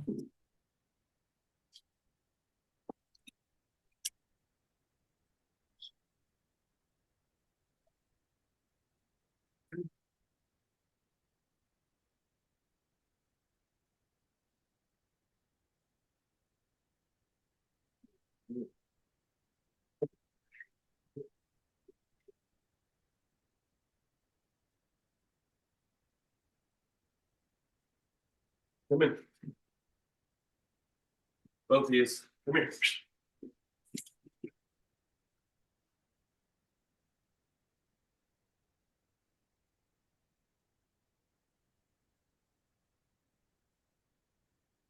Don't run off. So with this, we want less knee bend, and I want you to focus on pushing your butt back way past your heels and basically squeezing your glutes as the main driver. Less leg drive. We don't really push off the floor with an RDL even. They just stay moderately bent. Stiff leg deadlifts, they are slightly bent, aka I call them soft knees. They're almost straight, but not quite. And the stiff leg deadlifts, you have less range of motion than the RDLs, and the RDLs have less range of motion than a standard deadlift. So you're somewhere between a regular deadlift and an RDL. We could just suck those knees back, bring the hips up higher, and not go all the way to the floor, and that'll put you much better RDL position. I don't care whether you do RDL or stiff leg deadlift. They are two slightly different paths to the same thing. One is just more glute and lower back intensive, and the other one is just more glute and hamstring intensive. That's it. Yeah, I have like a goal of actually, I really want to do the strongman competitions. I don't know if there's a 47-year-old female, There's and a I'm just master's getting division. ready to be. Oh, sweet. And I'm only getting ready to be ready. I've got about a year of paying for my son's braces before I can afford to do all of that. But I'm just like, so whatever, if it's RDLs, stiff legged, like whatever it is that you need to practice in order to get good at strongman competition is kind of my training goal. Just doing like fundamental strength stuff like overhead, squat, deadlift, building that general strength, and then throwing in some implement familiarization, using a log, getting axle exposure, A big giant rock. Yeah, stones. And Yeah. and you're in Canada, right? Yeah, I'm in northern BC, so there's lots of big rocks and logs around There's here. a big strongman scene in Canada. There I is. have a lot of friends up there that do strongman. So when you get closer to that, we can definitely point you in the right direction of where to go. Honestly, the best thing I tell people, do something light and local and just have fun and experience it. Because people will get in the habit of, oh, I need a year to train for this. You know how long I trained for my first one? 2 weeks. My friend was like, hey, you should do this. I was like, okay. I didn't know what the fuck I was doing, but I had fun. That's awesome. I So, love like, it. I just dived in, balls deep, didn't care. Yeah, totally. That's fucking awesome. So don't overthink that. If you see something that's local, there's a Masters division, 40 plus, and it's usually, and don't get it twisted, like Masters, the world's strongest man, the Masters divisions, they're some of the most competitive out there. Like, yeah, those are strong men and women. Like they even the 60 plus are there's a 40 plus and a 50 plus. Mark Felix is like 57 and still like stupid strong. You've got Claire Myler out of the UK. Not only does she do masters at almost, she might be 50. Not only does she do masters, this psycho will also do 82 open division, 82 kilo. So she will do every event twice throughout the day. Wow. And is the open like competing with people who are younger than her? Is that what that means? Yeah, that's no age limit. Oh, That's wow. the 82 kilo pro division. She That's will go and win the awesome. masters division. I think she won masters and then podiumed in the 82 kilo pro. Claire's a stud. That's amazing. That is so inspirational. That's like that's my goal. I have it in my mind, and like I've wanted to do it since I was like 8 years old, but because of the community I grew up in, women weren't supposed to be strong. It wasn't a thing. It was the 90s too. Heroin chic was in, so you just had to be skinny. But I fucking want to look like I could wrestle a bear in the woods. Like that is my goal. we call that in the strongman I don't want to be skinny bitch. We call that being sturdy. Yeah, right? Totally, that's me. Anyway. No, the strongman scene is a great scene for, and don't get me wrong, like you got the lightweight women at 64 kilo who are much leaner, much more explosive, fast, have great cardio and motor capacity, but are also strong as shit. So you've got the ladder. You've got 64, 73, 82 and open. So you've got the full 4 pro weight divisions. The according for men are 80, 90, 105 and open. Wow. So you've got all sorts of body types in this. You've got all sorts of heights, weights within those body types, different builds. But what you'll notice that's universal in strongman, everyone has a big, strong back, and it's rare you'll see someone with little legs and a little butt because everything is so posterior chain intense. I'm walking around with a wagon. Like it's just the nature of the sport, and being even our press implements, we have to pick up from the floor. So there's always a hinge pattern. There is always a hinge pattern. So The byproduct is a big beefy posterior chain. And a big There's no posterior flat chain, girl white butt for me. a big posterior chain is the foundation to making every lift stronger. Cool. Thanks, coach. Yes, ma'am. All right, Shobin.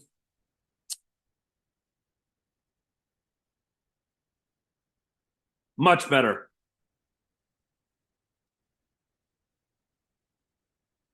I like these much better. Well done. Immediate improvement.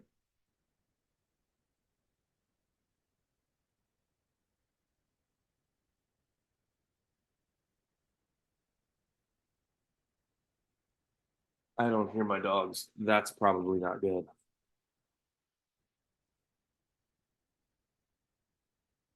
Stand, barbell bent over row.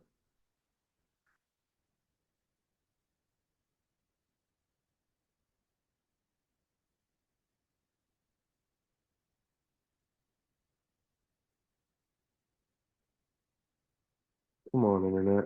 There we go. Or not. A little bit more towards the belly button stand, but overall, I like the position. I want it more towards the midsection, less towards the bottom of the chest. That's really it. Otherwise, I like the position.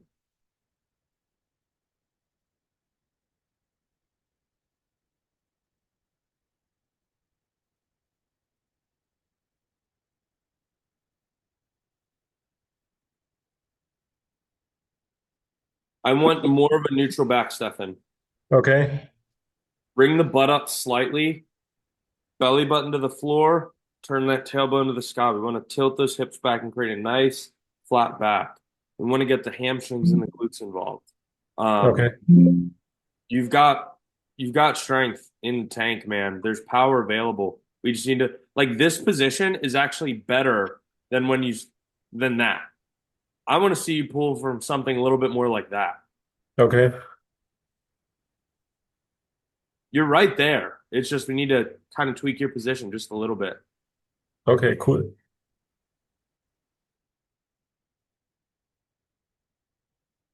Two arm dumbbell row.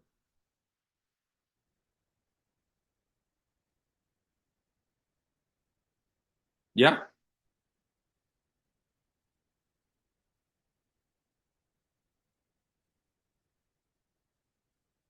Good. Keep that chest proud. See how we're getting into flexion here? We started out in a much more, look at this. Look at this position. We start here.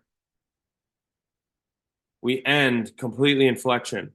I want you to be conscious of that. Continue to hold that brace.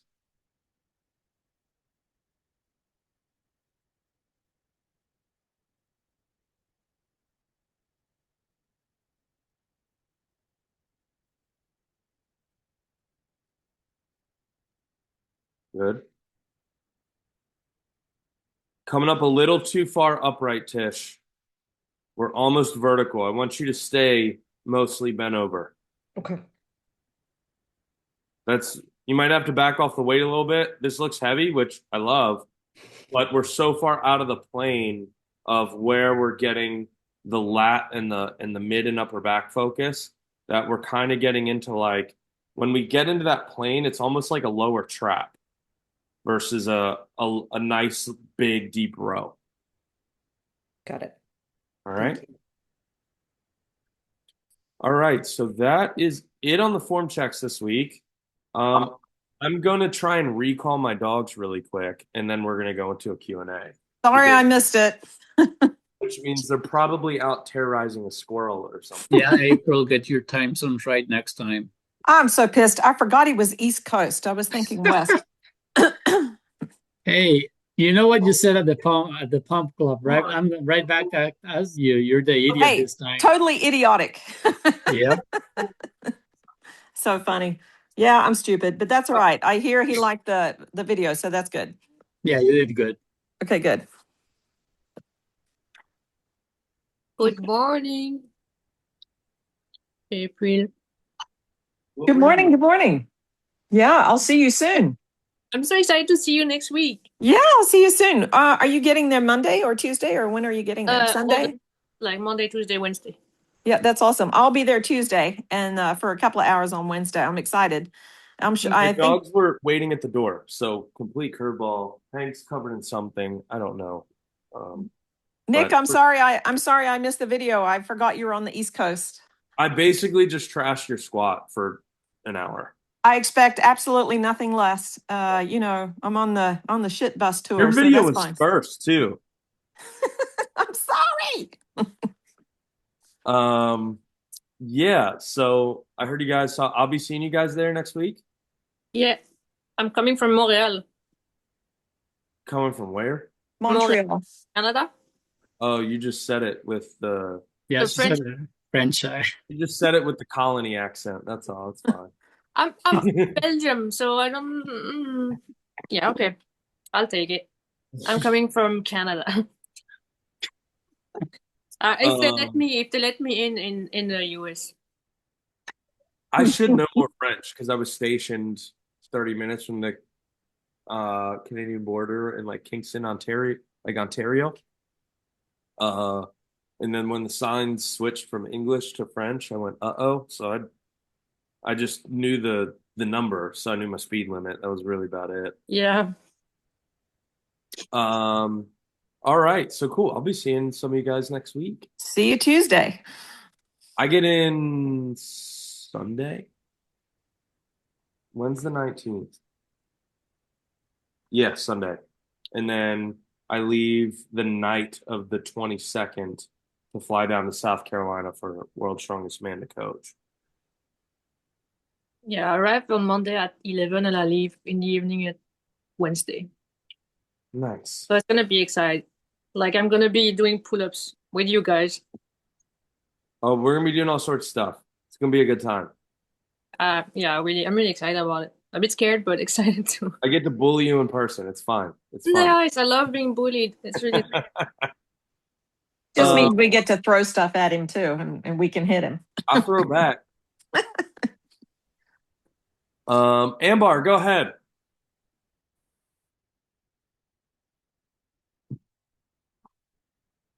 He needs to unmute.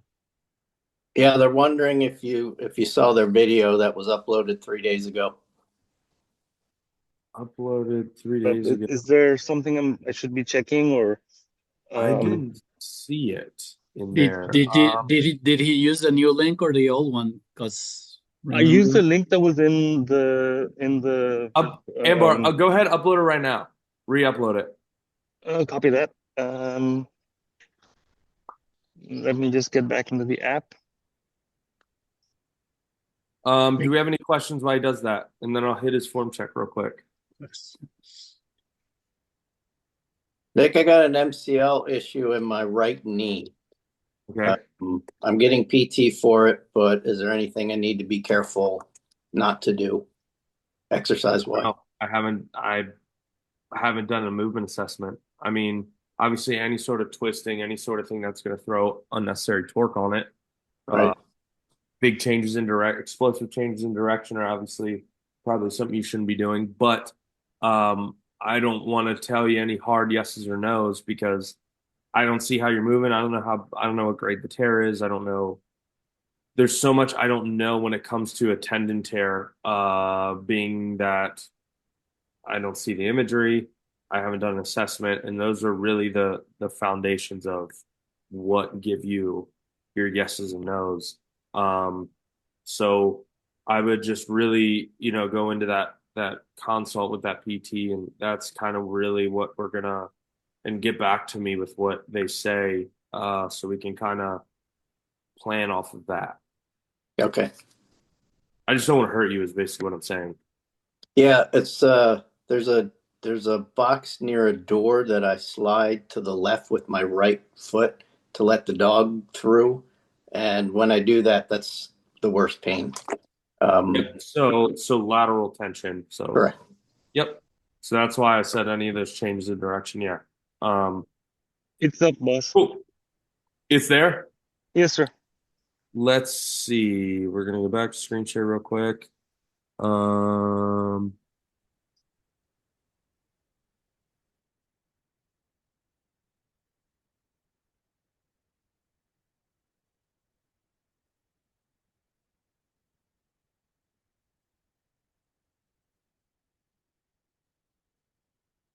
There she blows.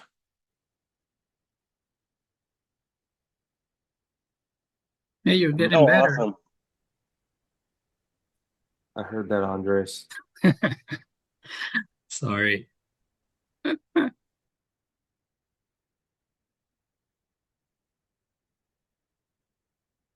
I think I did these in the makeup. Did I not? Or is this another video? This is my first time, so Anyway, your mobility is fantastic. You are absolutely bearing these. You're squatting super deep. I love your foot width, your hip position. You're getting a lot right. I want to see your squats from the side so I can see. Oh, never mind. I'll shut the fuck up. Um,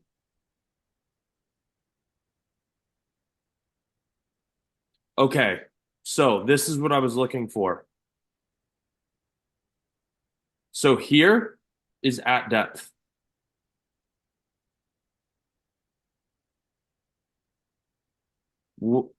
Watch right here. What do you see happening, Ambar? There's something going on with your hips that we're going to try and correct. And it's not like crazy bad. But it's what we call butt wink. And it's where our hips kick into flexion because we've gone so far, your hips have to get under. So when you come out of the hole, the first thing that happens is your hips have to get back into position. So you're going to actually go out before you can go up. But got it. you see Oh that? yeah, okay. Yep, We yep. actually want to shallow your squat out just a little bit. We Copy. don't need that much depth. It's great that you can do that. Healthy knees, healthy hips. But realistically, see if I can get it to stop in the right spot. This is going to be hard. Right around there. That's all we need. Copy. And you stay in a nice neutral lumbar. It looks good. You squat well. We just don't need you going so deep. And what you can do is you can stack plates to that depth and build that muscle memory. Oh, copy.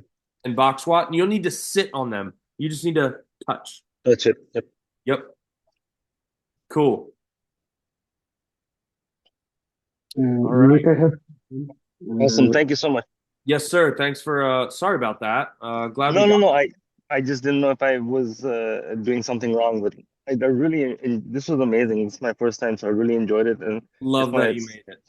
Well, thank you, odds thank you. are it was probably my error somewhere because No, I'm technologically an idiot. So, um, Bart, go ahead. Can we? I had the bank butt wing to Andreas talking about butt drinking game. Can we teach ourselves how to feel it if we're going too low? It's hard to feel. It's something that usually has to be seen. Typically where you'll feel it is your lower back can get tired because it goes into flexion. Um, and it's usually a hip mobility. Now, the video we just watched, he was very mobile. He was just going so deep that you can't anatomically get there without butt wing. A lot of people, you see it happen earlier, and there's things you can do to mitigate it. You can do a lot of hip mobility work. I do it. I've got a ton of butt wink right now because I'm not in prep. I'm still training, but my hips are a little bit tighter because I'm not doing the 45 minutes of shit that I would do before I start lifting just to give my brain a break. I have about 5-10 minutes of mobility and exercise I do to keep everything, the juices flowing, if you will. But I'm not in my prep schematic as we speak. So, yes, Ambar, I am coming to LA. So, what you can do is if you're like I remember we did notice it on you a little bit sooner. One thing you can look up is hip 90-90 flows. Pigeon stretches, and child's pose, opening up those hips, creating some stretch in the adductors, and trying to get all that stuff a little bit loosened up so it's not as restrictive. And you saw that elevating the heels actually reduced it, that anterior tilt. So that's really what it comes down to is the ability of the pelvis to get into anterior tilt and how long you can maintain the anterior tilt before it goes to anterior tilt. Because at a certain point, if you watch a baby squat, the best squatters in the world are babies. We come out of the womb knowing how to squat with absolute perfect form. Somewhere along the way, we lose it. And it could be our body proportions at the time. We have short little femurs. We got all these long torsos. So I'll tell you this: when I was in Afghanistan, a lot of the guys resting positions over there when they're doing work and stuff, when they're taking turns, they're resting. They're squatting, sitting there smoking a cigarette for like 30 minutes. If I squatted for 30 seconds, I would hear cracking and popping on the way up. And these guys they just do it. I don't know. I'd watch them dig a hole. They'd make an IED squatting. I don't know how the fuck they do it. But it's a super interesting ability, and it didn't stand out to me how their innate ability to squat with like perfect form until I became a strength coach. I didn't really think of it. I was occupied by other things when I was on deployment. It wasn't dudes squatting. It really kind of stood out to me when I was looking at the anatomy of squats. I'm like, dude, these guys used to do this all day long with perfect form. So being in that position creates a nice open hip position, which is why there's no restriction. We do so many other things. We sit a lot. It's the worst thing for hip mobility, in my opinion. When it comes to people that sit a lot, their hips get tight, their hip flexors get tight. They're constantly in a state of lumbar flexion. So just we have to actively attack hip mobility to make that range of motion bigger. Thank you, Coach. I will video myself to see how deep I can go without the butt wing. I have a twin baby girls, 3 years old, and they can squat all day long.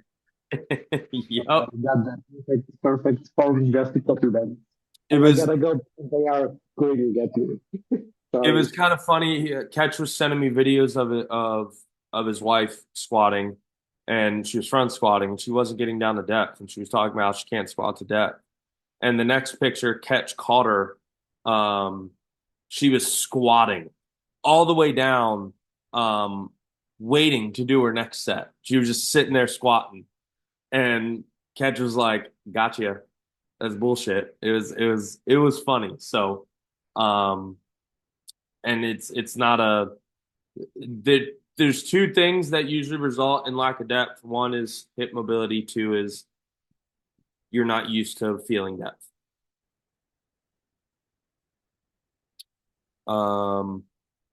Any other questions? I have a question. When you're talking about the squatting, like just resting and squatting, I'm sorry, did someone else have an answer? Question first. Go ahead. Okay. First come, first serve. Okay.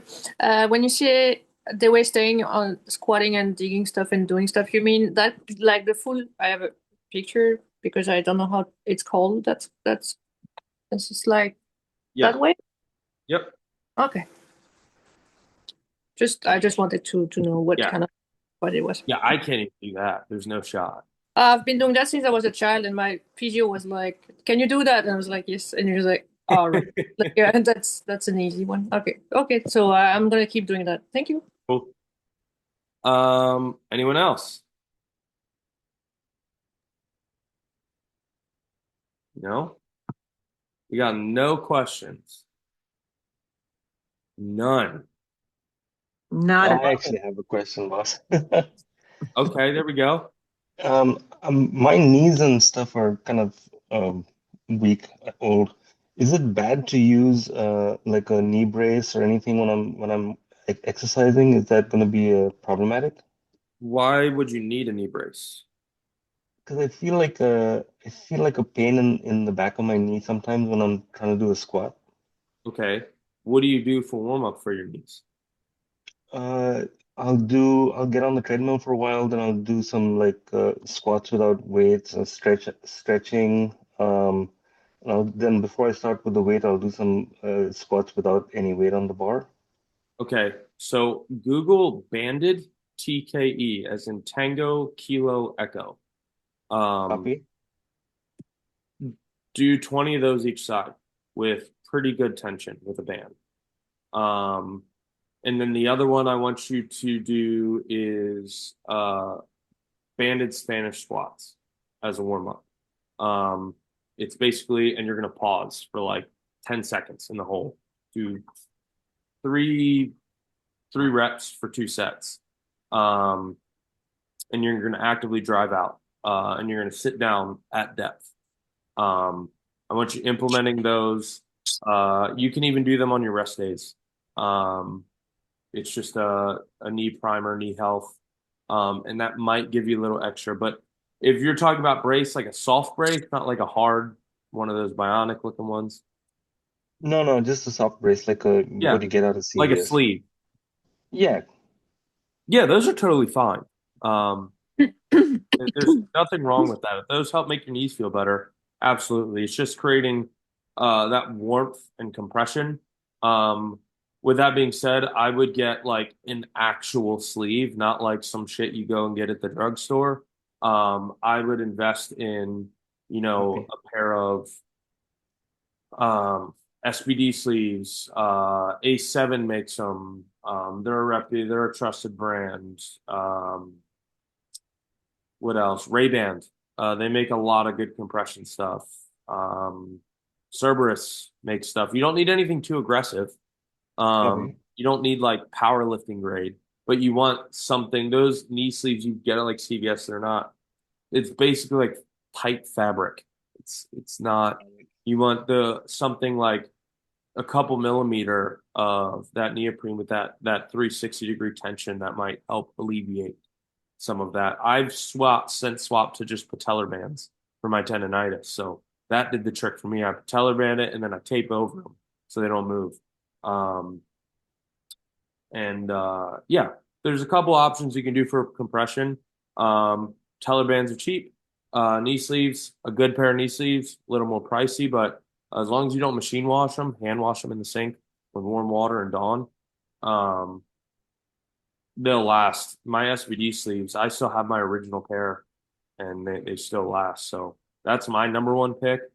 I was sponsored by them, but with that being said, I would still, if I'm going to go buy knee sleeves, I know I can trust that brand. Got it. I'd still buy SVD. Awesome. Thank you. Yep. Tish, go ahead. Yes, I've been working on the front squat with your help and sort of stuck at the same weight forever because I'm having to clean it off the ground. And so yeah. Like, how do I move forward? There's two options. Dedicate time in improving the clean and getting a really strong fucking clean. But with that being said, that will still limit you. I can't clean anywhere. I'm not cleaning my 500-pound front squat. It's just not fucking happening. So with that being said, I think it's time to invest in a rack if that's an option for you. Yeah, my husband is very sweet and he has plans to build like this very fancy platform and he's gonna bolt rack to it. Don't listen. I love your husband for that, but please do not leave a weight rack up to hubby's DIY project. Yeah, because we just got a surprise house project pop up on Monday that's now gonna take priority. So I would consult with Leah. Okay. She just went through that process of, balling on a budget. It's a real thing. I've got, I bought this house's property and I've got almost 2,000 square foot garage out there. I want to put a gym in, but I've got projects out the ass here that I need to do that I haven't started on whatsoever. So getting the equipment is a slow process, but a rack, getting a solid, you can find very minimalist stuff. I think Leah's, chiming in right now in the chat. It might be worth exchanging info, and she can kind of guide you through her process. Yeah, absolutely. I can also, you can submit a service ticket, and I still have the list I built out from for Leah. She actually never needed it because she found a pretty sweet deal on Facebook Marketplace. Yeah, it She was lucked on out. And that's how Craigslist. I got so Facebook lucky. Marketplace is either fucking awesome for that because like you'll just find like a deal, right time, right place, right person, or you get jerked around for 3 months. There's no in between with Facebook Marketplace. This was on Craigslist is where I had my luck. Okay. Shit, I haven't I used haven't Craigslist used them forever. forever, But okay. searching all those, you'll find people trying to get rid of stuff. Or you can buy like just a bare bones style rack. And often I'm always a proponent if you have the money, getting a Rogue Y2 yoke. Reason being is you can use it as a yoke carry. If you take the cross member all the way up and get the J hooks, it then becomes a rack. You can bench, squat in it. You can carry it. You can load over it. You can do a plethora of things with a Rogue rack. That is my go-to for when COVID happened and the gym shut down. I grabbed one of the Rogues from Neverstate actually, and I had a broken foot at the time, so I was very limited on what I could do. And the Rogue, the yoke was my rack. I was doing seated strict presses with it. Even it's 180 pounds empty, so I was doing all sorts of stuff with it. It's just a very malleable thing as far as options because of what it's made to do.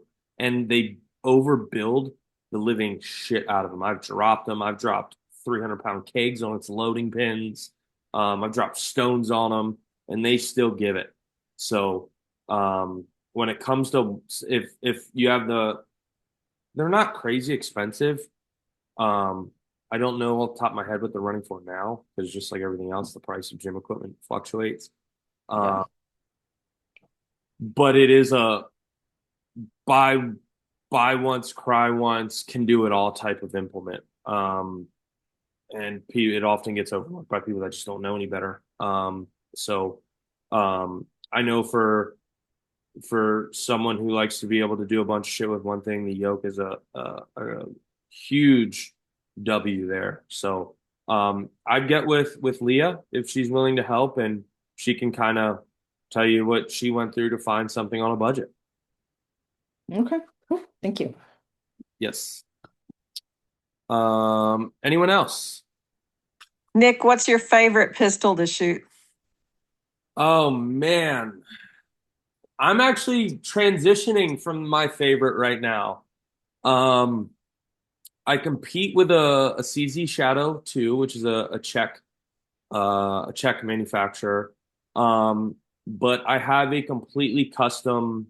I come from duty style weapons in the military, so getting into something with a hammer and 2011 style models in competition, they just shoot. You can rip them so fast and so accurate. It's a bigger pistol. I train a lot with subcompacts. Reason being is my Glock 43X. It's a subcompact. It's a carry. Any mechanical deficiencies you have, the smaller the gun, the harder to shoot. Being that you have more distance between the end of the barrel and the target, and your input, say your trigger squeezes, you pull one direction, it will amplify it on a smaller pistol. So I train a lot with my 43X, and it makes me better on my competition style stuff. But my favorite one right now still is my Smith & Wesson M&P Compact 2.0. It's got the metal frame, not polymer. I sent it off to a Marine buddy. He does machine work. He laser engraved topographic map on the slide, and it's black metal with this subtle green inlay, laser engraving. I had a 6-hole done in the 3.6-inch barrel, and the metal frame has a desert night camo green on it. So it's a 1-of-1. And the porting, so for those who don't know, if you have a barrel, you drill holes in, there's these holes that are drilled, and it allows some of the gases to expand out of the top of the barrel, which you have recoil and you have muzzle flip. So you have two axes on which a pistol fires, and a compensator or barrel porting counters some of the muzzle flip. So smaller pistols are notoriously snappier. So to combat that, you buy a heavier grain bullet, i.e. I use 124 grain instead of 115. 115 is a lighter grain, but has a ton more muzzle velocity. So you have less recoil. You've got way more muzzle flip because of the velocity. 124 grain, you have a heavier recoil, but it's softer in a way. It's a smoother recoil, but it's less muzzle flip because of the heavier grain of the bullet. The velocity curve is much less intense. So right now it's my Smith & Wesson Compact 2.0 because it's custom, it's done up. But right now, I'm really enjoying the CZ. I'm looking into some 2011 style stuff for competition because of how much I've enjoyed the CZ. But that'd be my favorite pistol for sure. As of now, it could change. I don't know. It's very cool. Sorry, just completely info dumped you there, but Well, I just think we all should go to the range with you and have fun that way too. it's a good time. It's my meditation. Stepping into the competitive realm because I don't know how to do anything with moderation. But the training is so I was talking to Adam about this briefly, like the neural work you get out of the training, the singular focus is comparable to, lifting, but it's way less taxing on the body. So it's like a meditative outlet for me where my brain's not loud and other things. So even if I wasn't competing, I'd still shoot regularly like I always have. I've just never posted about it. They've just always been a big part of my life between the military and growing up in childhood. So it's always been a thing. I'm just very cool or open about the extent that I do it and dialing it into an expertise, being that my professional background was actually machine guns and belt fed systems. We carried a sidearm, but learning the fine-tuned side that comes with, learning what of my tactical background I need to drop and learning what of the gaming side of it when it comes to competition. That's where the learning curve is for me is sorting what of my tactical background stays and what leaves, because some of it can actually hinder you actually do differently in a gaming or a race setting. Some of the contests are more tactically oriented. Some of them are more race oriented, even though they're all a race. So it's a little bit of a learning curve there of like, okay, I wouldn't do this in a tactical setting, like reloading the rifle and two gun in a combat situation, a tactical environment. You break down, it comes under the arm, you press against your cover, you reload, you stack back up, and you re-engage. Whereas in a gaming environment, that takes 2 seconds, 3 seconds. So in a gaming environment, no one's shooting at you. Right. Keep the weapon here, you flick and you reload all at the ready. And it just shaves off time, but that's not my muscle memory. So it's things like that I'm enjoying learning a new skill set in the realm of racing. That's awesome. So Nick, how many guns that were in Terminator have you done? Have you done all the miniguns and chain guns? I'm quite familiar with the minigun, the Dillon Arrow manufacturer to be specific. And shooting a minigun like that is so ineffective. It's so much stationary. What a lot of people don't realize, when you fire a gun, you have gas from the round expenditure. There's a little mini explosion there. Bang, gas. With a minigun, you're shooting 2,000 rounds a minute. That's 2,000 explosions a minute, which means a shitload of gas. That gas buildup can actually make you nauseous. So I've actually vomited from the gas buildup at one point. We were shooting from a hover in the aircraft. So for those of you that don't know, I was a door gunner on Black Hawk helicopters. I was the idiot. We call them bullet magnets. I was the bullet magnet hanging on the side of the helicopter behind the machine gun. And we were engaging targets doing air gunnery from a hover. And I just decided I wanted to have fun with the minigun and run the whole can through. And it was like 1,000 something rounds I had left. And I just stayed on the trigger. And it just, and next thing I know, I started salivating, and I started breathing heavier. All the gas, yeah. I started getting nauseous because I was just breathing in all the gas. Whereas when you're moving, that gas is getting blown out of the way.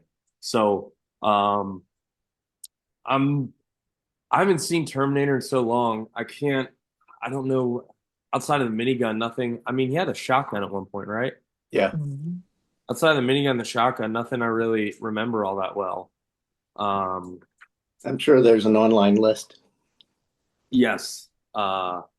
So yes, the minigun is a ton of fun. It wasn't my favorite actually, for the simple reason of the 240 is 7.62, same caliber, but it is open bolt system, gas operated, and mechanical. You charge it. You have the feed tray. It is the cousin of the M60 from Vietnam, the OG, if you will, the pig. It made you feel like a door gunner. Just the sound, the feel, the vibration. It had door gunner DNA through and through, and it was just classic machine gunner technology. And that was actually my favorite because of that reason. Yeah. So, Leah, go ahead. So, not to drag you back to fitness because this is a fun conversation. Sorry. No. Like this This is the was fun fun. part where it's just Yeah, open. no, like that was fun, and now I feel bad. I'm like, oh, I'm gonna bring us back to business for just 1 second. So as far as like the nutrition goals, obviously like when you sign up and everything, like you choose whether you want to like lose weight or gain muscle, yada yada. But like my main goal is to get stronger, I just want all the muscle. And like I on know where my this is off going, but continue. on my off days, it's like recommending like 6 grams. I mean, 6 grams, but 6 servings of protein. And I'm thinking that that's because I have weight loss like as my main goal. So I was thinking, would it be advantageous for me to just kind of like Yes. let go of the weight loss Yes. goal for now? Yes. Yes. Like say fuck it. All right. Yes.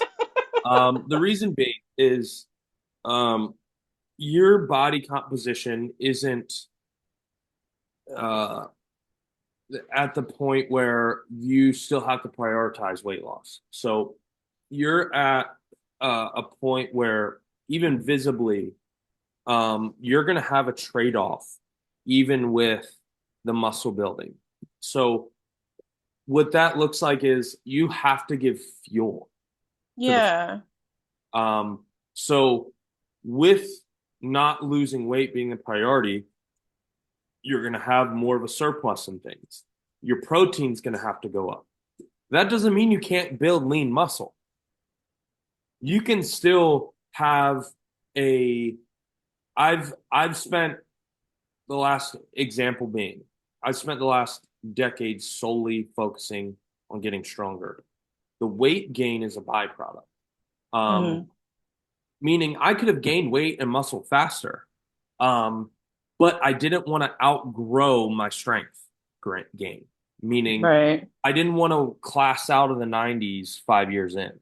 So I've gone from about 190 pounds to 220 something in a decade.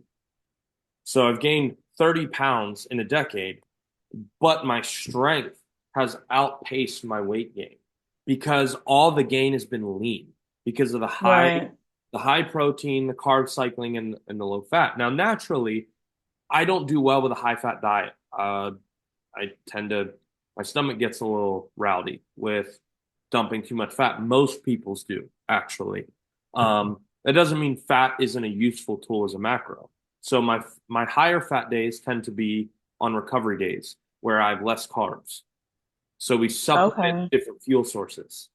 You're going to have higher carb days on training days. You want most of your carbs, you're going to want stacked pre and post training. And then you kind of come off of the carbs a little bit, breakfast, depending on where you train in the morning. Yeah, I train first thing and I eat an hour beforehand. So and you have a carb heavy meal. Yeah, I do. And post workout. And then your carbs are kind of going to back off a little bit throughout the day, but your protein's still going to stay through the roof. Yeah. So I try to skew towards like 100, I try to eat a pound, or like, a gram of protein for every pound of my body weight. So I try to skew towards like 155. Push You know it what to I mean? 1.5. Okay. I think I don't know what happens if you change your nutrition goal like in the middle of a program. I don't know if they're like adjacent Um, to each other or if it matters. completely honest, that isn't. I'm not well. I do. I find the way we do it confusing because I'm so ingrained with macros that Yeah. it's just natural for me at this point. So that would better be suited for a catch, Catch maybe. catcher, Adam, but more so catch because he's played with it so much, going from trying to shred up to now focusing on strength. And look at catch, he's lean, Yeah, eating for like strength. yeah, like I could tell that he's like really dialed in with his nutrition. Like I And mean, eating that's for the goal. he has a surplus. So you're what I'm trying to say is you're at a point where your body composition will continue to lean out, permitting you eat for strength, prioritize protein, and use carbs strategically for fuel and fat for fuel versus trying to just focus on dropping the weight because you're going to stall on your strength gains if you're not getting the fuel. That's Whereas kind of what I was thinking. Like when I like after my workout today, I forgot to eat anything. And like about half hour into this call, I thought I was gonna freaking die. And I was yeah, like, you know what? I'm like, I think maybe that I have the wrong goal in my nutrition planner there. Yeah, you were underfed, and it'll take, a transition period unless, like, the quickest way is get a nutrition coach. Like that's the only way to get on it and start cooking immediately. And even then, you have about a 2 week phase where you're dialing in. He's learning your body, he's learning your appetite. You're figuring out what meals work best for you when, things like that. And then you're kind of creating a baseline in that first 2 weeks. Um, Okay. like I've had a nutrition coach now for the better part of 6 out of my 10 years of doing this. Um, and I've learned enough that could I absolutely call my own nutrition shots in a prep 1000%, but I don't want to have to think about it. Um, Right. it's easier for me to focus on horsepower. So I've learned so much just being in the trench, right? Yeah. So that's going to kind of be the approach you have to take for the next probably month is you're going to transition this and you're going to completely change your nutrition of where and when what macros are put in. And it's going to be a game of patience. Because you're going to be playing with it for several months and then, it could be a year from now where you're really like, oh shit, like I really see a difference in body composition. So, uh, as long as you're open to the learning curve, you shouldn't have any issues. Yeah. If somebody will give me guidance that I feel is reasonable, like I will do whatever I'm Yeah, told to do. You know what I mean? Like if you give me numbers, I will hit those numbers you're because I have a coachable. little bit of I have a little OCD. Like so so there's something in me once I take on a challenge, like there's no not doing it. Like I'll die trying. I'll die on the hill. And You're that's a just good thing coachable. about me. That's a Yeah. good thing as a coach. Like you take and receive. Like almost everyone in here is coachable. That's why you're here. Yeah. If you Yeah. weren't, you Yeah. weren't coming to the Zoom meetings, or you're afraid to, shy, whatever. But everyone in here so far has been incredibly coachable, and that's what you all kind of have in common. Is every one of you progresses in some way, shape, or form on a weekly basis with a cue or and whatnot. Some progress faster than others. Some, there's variables. But Yeah. the reason why it works and where you're at is because you are coachable. You take the input, you apply it, you learn, and then you tackle the next thing. And right now, the next thing is switching your diet from weight loss to eating for strength. And Yeah. you're with that being said, scale gets put in it. You don't have to actually fill out your scale, but it's strictly going to be based on performance and body composition. Yeah, like I don't sweat the number on the scale. Like I don't have like a goal weight or anything like that. Like I have composition goals, but not a goal weight. Like I want to go on like brick shithouse vibes. Like that's where I'm Yeah. wanting to go. So like I don't really care what the scale says as long as I am brick shithouse. That's it. There you go. Easy All enough. right. Thank you so much. I appreciate you. Yes, ma'am. Bart. Leah, you could probably you could change your weight goal after by checking and just put 1 or 2 servings more in your tracker. You will be good. Nick, I have a question for you. I wanted to end this Zoom meeting on the guns, but if Leah screw it, then I have a question about dumbbell price pool because I couldn't find them in any program. I substitute dumbbell lateral raises and could I send a video to you because it's assessment, but I have a week, so there's a little help here. So I got a lot of info there. So I'm I trying to was searching figure out what I need. I finished the dumbbell foundation twice, and I was searching for a dumbbell program with dumbbell face pull, and I couldn't find one. I don't know why. I could probably send a Face ticket. pull or high pull? Face pull, yeah, for So help. face pull, typically, you have it's mainly a rear delt trap exercise. You're pulling towards your face. Now, obviously, doing that with dumbbells here isn't doable. So you're gonna likely. Sorry, Nick, there's a video in the library. I'm doing it on a bench or a stick, Yes. 45 angle. Yeah, you have to be at an angle so you can use gravity. Yeah.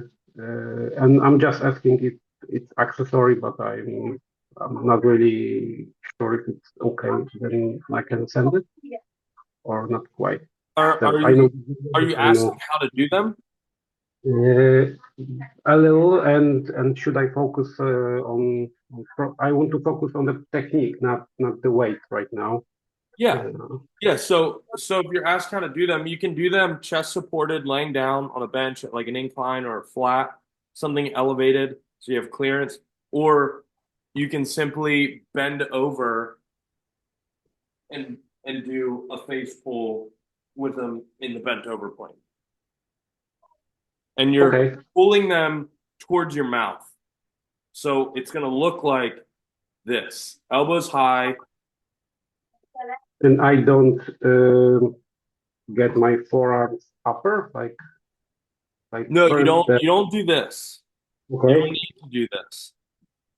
This would be an external rotation. Okay. So you just want to pull up towards your face, somewhere between your mouth and your eyes. Thank you, coach, as always. Really appreciate it. Of course. Anyone else? Or we can wrap this up.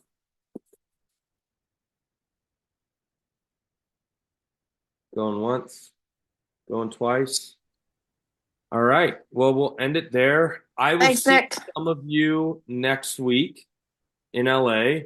Again, I don't think we're doing a online form check that week, but the following week for sure. So I'll see you guys then. All right. Thank you. Thanks. Have fun, Bye, everyone. everyone. See ya. Bye. Bye. Bye. You really say that?